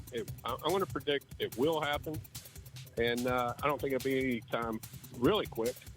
But let's get it started. It's the oldest sport in America. What's it matter if it takes us 10 years to get it fixed? Let's just do it and get it right so we keep it around for a long time. And it has to be someone that everyone respects, I believe. And that might be easier said than done, too. But there's got to be someone out there that would cross all the T's and dot all the I's. There's got to be someone. Should it be Mike Rapoli? I would venture to say our sport has more moving parts than any sport in the world. And you're dealing with animals that didn't volunteer for the job. And that throws a little quirk in it too, but it can be done. It's just as going to be difficult to be done, but I think it will be done. Would Mike Rapoli be a good candidate? I mean, Mike's been successful in everything he's done, obviously, and Mike's a very good person. I know him a little bit and really have tons of respect for everything he does. I don't know that would be his expertise. You have to find the right people to do. If he jumped in there and wanted to take the time to get the learning curve and figure it out, but I don't think that's what Mike Rapoli wants to do the rest of his life. But just get an old commissioner from one of the old sports that are out there that know how to run it. You really don't have to know horses. You just got to know business, rules, regulations, and how to make them all work together. Yep, and if you get I think somebody, it would help though if someone knew the horses. Yeah, I was just going to say that if you get somebody that knows horses, that's a bonus with all the other attributes that Dale just mentioned. Yeah, but you can hire people around you to do that. It'd take a special type of person, a special type of businessman to be a commissioner of this sport. And Mike's proven, how many companies has he taken and made billions of dollars? And if he wanted to do it, I would vote for him in a heartbeat to be the commissioner. But I think he's one of the guys that's going to be ruled by the commissioner and not be the commissioner. Yep. Yeah, great point. And Mike Rapoli is going to join me on the show in the next couple of weeks, and we'll get a chance to talk about in depth his thoughts on this topic and why he feels it is so critical to have a commissioner. And obviously, Dale and Tim both think that he is right. All right, topic number 2. Cody's Wish made it 6 in a row with his win in the Met Mile on the Belmont undercard in a division that appears to be lacking a clear leader. And even though Cody's Wish is unproven past a mile, I'm going to say Cody's Wish is unquestionably the best older horse in the country. Am I right or wrong? Yeah, right or wrong. Am I right? Tim? That's a big right for me. I think that, in the 2 starts he's had this year, he's dominated the Met Mile and the Churchill Downs at 7 furlongs on Derby Day. He's won by a total of 8 lengths. And, another thing, too, about, there's a fine line here because yes, I believe he is the top older horse, but I think a lot of people think he's the top older horse because of the story behind it. And, that's all well and good. But it's, with the Cody Dorman angle on there, people root for this horse. I mean, he's become the most popular horse in America, if you ask me. And as we go forward, I mean, he's going to have to, I think he's going to have to stretch out, right? If he wants to become the top older horse in the country. I mean, he's only gone, I think he's gone a mile and 16th once and got beat by a head or a neck. And I think that, I know they're toying around with the idea of possibly running him in the Whitney. I don't know if Billy Mott's going to do that, but Bill Mott knows the horse better than anybody. And if he thinks he's got distance limitations, we won't see him in the Whitney. But it's right now, today, Cody's Wish is the best older horse in the country. And a lot of that, too, goes back. It's not the deepest field that we've ever seen for the older horses. I'm going to agree with you. You remember last week I said Baffert's horse was the best one, and he was the leader at that time. He just got passed this weekend. Cody's Wish is the best older horse in the country right now, and it's good for racing that he is. It's such a feel-good story and such an unbelievable. This horse's story should be on 60 Minutes. It shouldn't just be racing fans that know it. This is a story that could cross the border and bring racing fans into the game. And he is handled by the greatest trainer in my career and in my lifetime. So I don't think Phil will cave into pressure. If he feels like he's strictly a miler, he'll leave him at a mile. If he feels like he can go a mile and 1/8, bet your money because he can do it. All right, Tim and Dale both agreeing with me with that second topic on this week's edition of Right or Wrong. Nick Zito going to be back with us for that segment next week as well. Guys, let's move on to a couple more before we wrap up the show. The Bob Baffert trained Miramati, named for Santa Anita and Saratoga track announcer Frank Miramati, is going to make his debut in today's Fasig-Tipton Futurity at Belmont Park. And it remains to be seen, of course, how good Miramati is going to turn out to be. But it got me to thinking, what are some of the best horse names throughout history that have been named for notable people or for celebrities? Tim, what do you think? You want to take it first? I got a whole bunch of them. If you want, where do you want me to start? I think that Don't take them all. I won't take them all, but I'm going to go back to one in the 70s, a horse named Chris Everett, named after the tennis player. She was the champion 3-year-old filly that year, won the Acorn, the Mother Goose. Coaching Club Oaks was second in the Travers. That horse certainly fits. The great Frankel, who in the European was on. Okay, and I'm just going to name a couple more. I'll take Gronkowski, who was second in the Belmont, named for Rob Gronkowski, second in the Belmont in 18, second in the Dubai World Cup in 19. There was a horse named Syndergaard, named after the former New York Met pitcher, who's now with the Dodgers, who second in the 2016 Champagne. And I'm going to throw another one out there that some people might not remember, but I do. There was the actor Jack Klugman, who was on The Odd Couple. he wanted to name a horse for himself, but the horse ended up being a filly, so he named the horse Jacqueline Klugman. That horse was third in the 1980 Derby and fourth in the Preakness. And one last one, who didn't amount to much, was a horse named Jeter, named for Derek Jeter. Basically, was just a claimer, but had the name for the former Yankee. Dale, take it away. All right, I was going to say Frankel. That's my favorite because Bobby was a good friend, and for someone to name a horse after a guy like that and end up with that caliber of racehorse is pretty incredible. And I'll throw a couple more out there. What about Nyquist? Pretty good racehorse named after the great hockey player. And then there's a local horse here in Kentucky. He made over $1 million, Champ Ali. That was a pretty good one. I mean, he was a local favorite in the city of Louisville, of course. But what about Shecky Green? He was a nice horse. Nice. Back in his day. He was a funny horse, wasn't he? Yeah, he had a lot of laughs. Yeah, but there's been a lot of good ones. Now, let me ask you, Jacqueline Klugman. I thought Jacqueline Klugman was a colt that Jack Klugman thought was a filly when he named it. Maybe I'm wrong.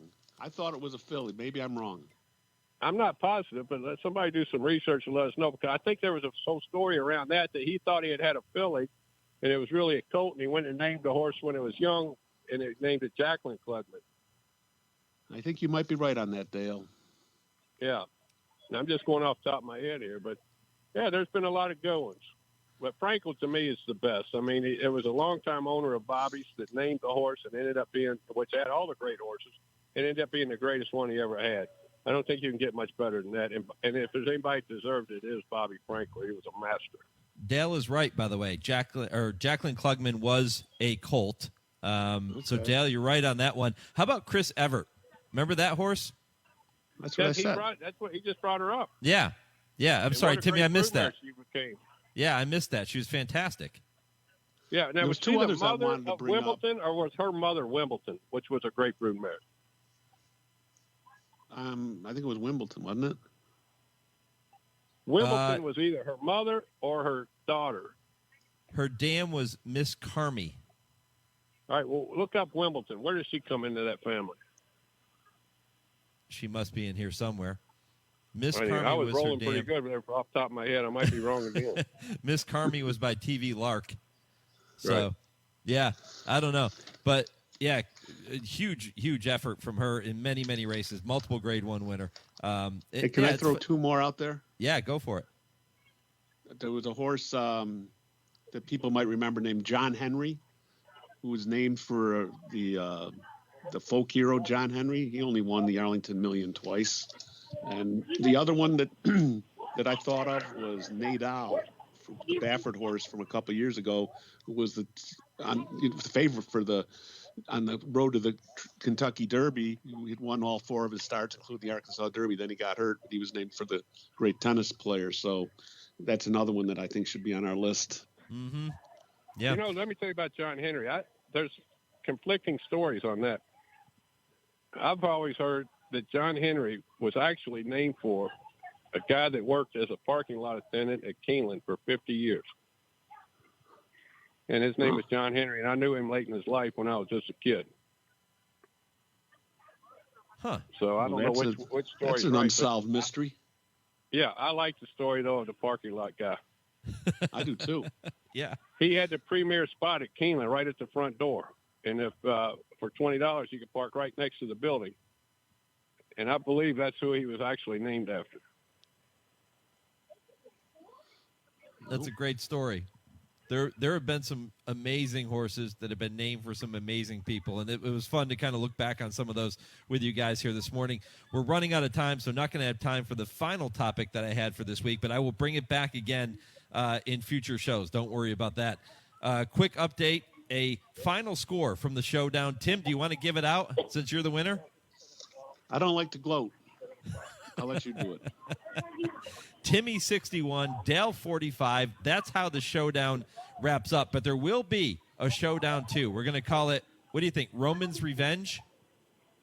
I don't know. I don't think you should call it that. I think the name should reflect the winner.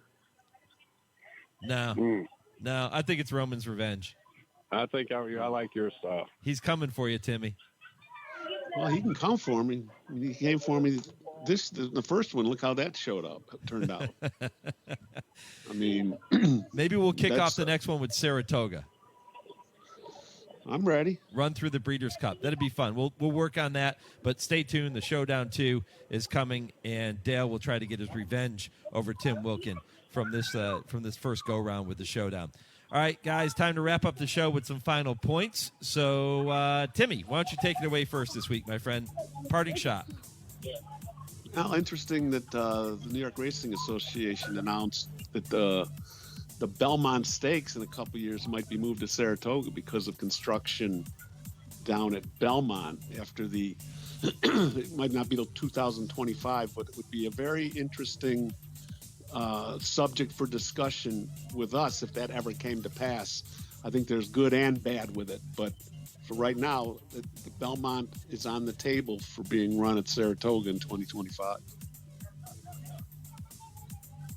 That's interesting, but you know that Belmont was run at Aqueduct 3 years when they built the Belmont we run under now. I do know that. Yeah, and that's so it's not earth shaking to move it, but it would be an interesting time to be up there. Well, I think it would end up being. Well, and if they change the Triple Crown configuration, maybe that race would be in July, and they'd start Saratoga a little bit or a lot earlier, a couple weeks earlier. Let's not go down that road, Timmy. I pay enough rent up there already. If it gets any higher, I'm living with you, Tim. I got a bedroom for you, Dale. All right. Dale, what do you got? Parting shot. My parting shot is that the whole contest between Tim and I was rigged, and I wasn't aware of the contest until 5 minutes before I had to pick my horses. Tim did 2 weeks worth of research, and I was on the lead all the way till the end, and he got to pick an extra horse during the contest. We're going to have tougher rules, and I'm going to research for the next one. So are you saying that you should be the commissioner for this league? I'm the commissioner of this contest going forward. Wow. And I will win the next one. No conflict of interest there. I love it. Is that a guarantee? Yeah, that's a guarantee. I want to point towards the infield fence like the Bay did. It sounds to me like Dale's going to get his revenge. Stay tuned. Exactly. The Showdown 2 coming your way shortly here on I Ask, They Answer. All right, guys.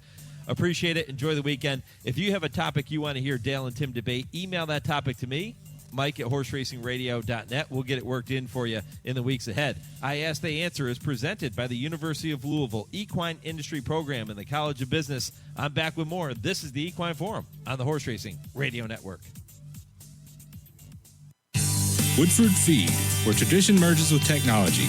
Family owned since 1940 and providing exceptional customer service, Woodford Feed specializes in the highest quality feed, using only the finest ingredients to ensure optimal nutrition for your horses. In addition, Woodford Feed can help with all your farm needs, including field seed, fertilizer, and weed control. So whether your horse is sprinting around the racetrack or has a foal by her side, count on Woodford Feed to provide the quality nutrition necessary to perform at the highest level. Woodford Feed, Versailles, Kentucky.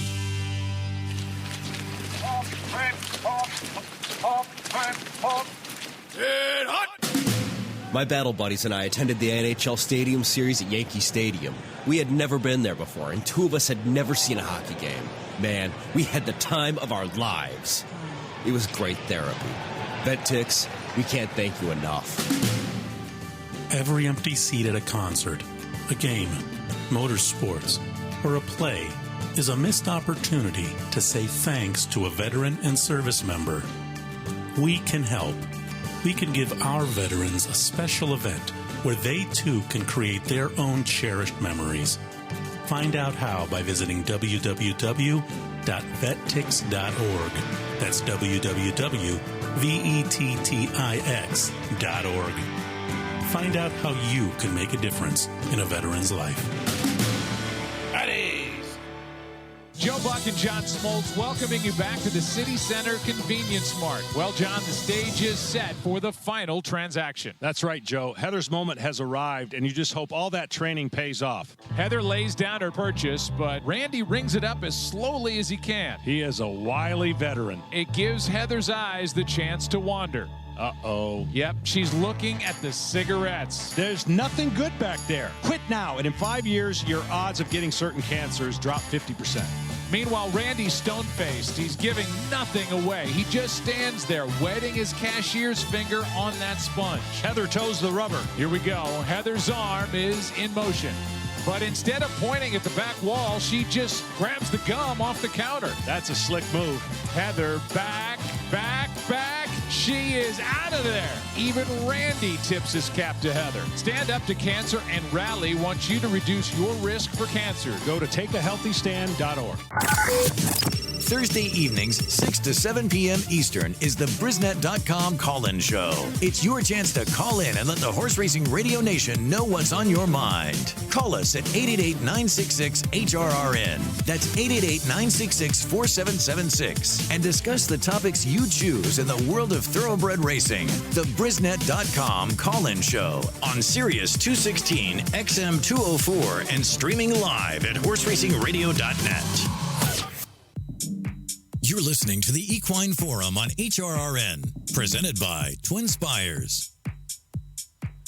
Well, don't forget that Blood Horse Magazine subscriptions includes a free Blood Horse Plus membership. Blood Horse Plus provides exclusive content, which includes a daily detailed stakes winner section, Fox Sports and Blood Horse branded weekly programs showcasing the thoroughbred industry's upcoming races and recapping recent races and much, much more. Subscribe now at Blood Horse Magazine or tablet and enjoy a free Blood Horse Plus membership, a $50 value. Go to bloodhorse.com/subscribe. Fun show here this morning. My thanks to all of our guests for making it possible, including Dale and Tim in the previous segment, Kurt Becker for his Stroll Through Racing History, and Scott Shapiro for the TwinSpires Triple Play. If you missed any portion of the show, head over to the website, horseracingradio.net. Check out the podcast at your leisure. And you can do that on every major podcast platform as well. Don't forget to follow us on social media. And join me Wednesday, 6 to 7 Eastern, for a special edition of Trainer Talk presented by Fasig-Tipton. Jena Antonucci, my special guest, for a full hour. My thanks to my producer, Kim Price, in our Lexington studios, and to Chauncey for handling all of our social media. I'm Mike Penna. Thanks for listening to the Equine Forum presented by TwinSpires. Go Steelers.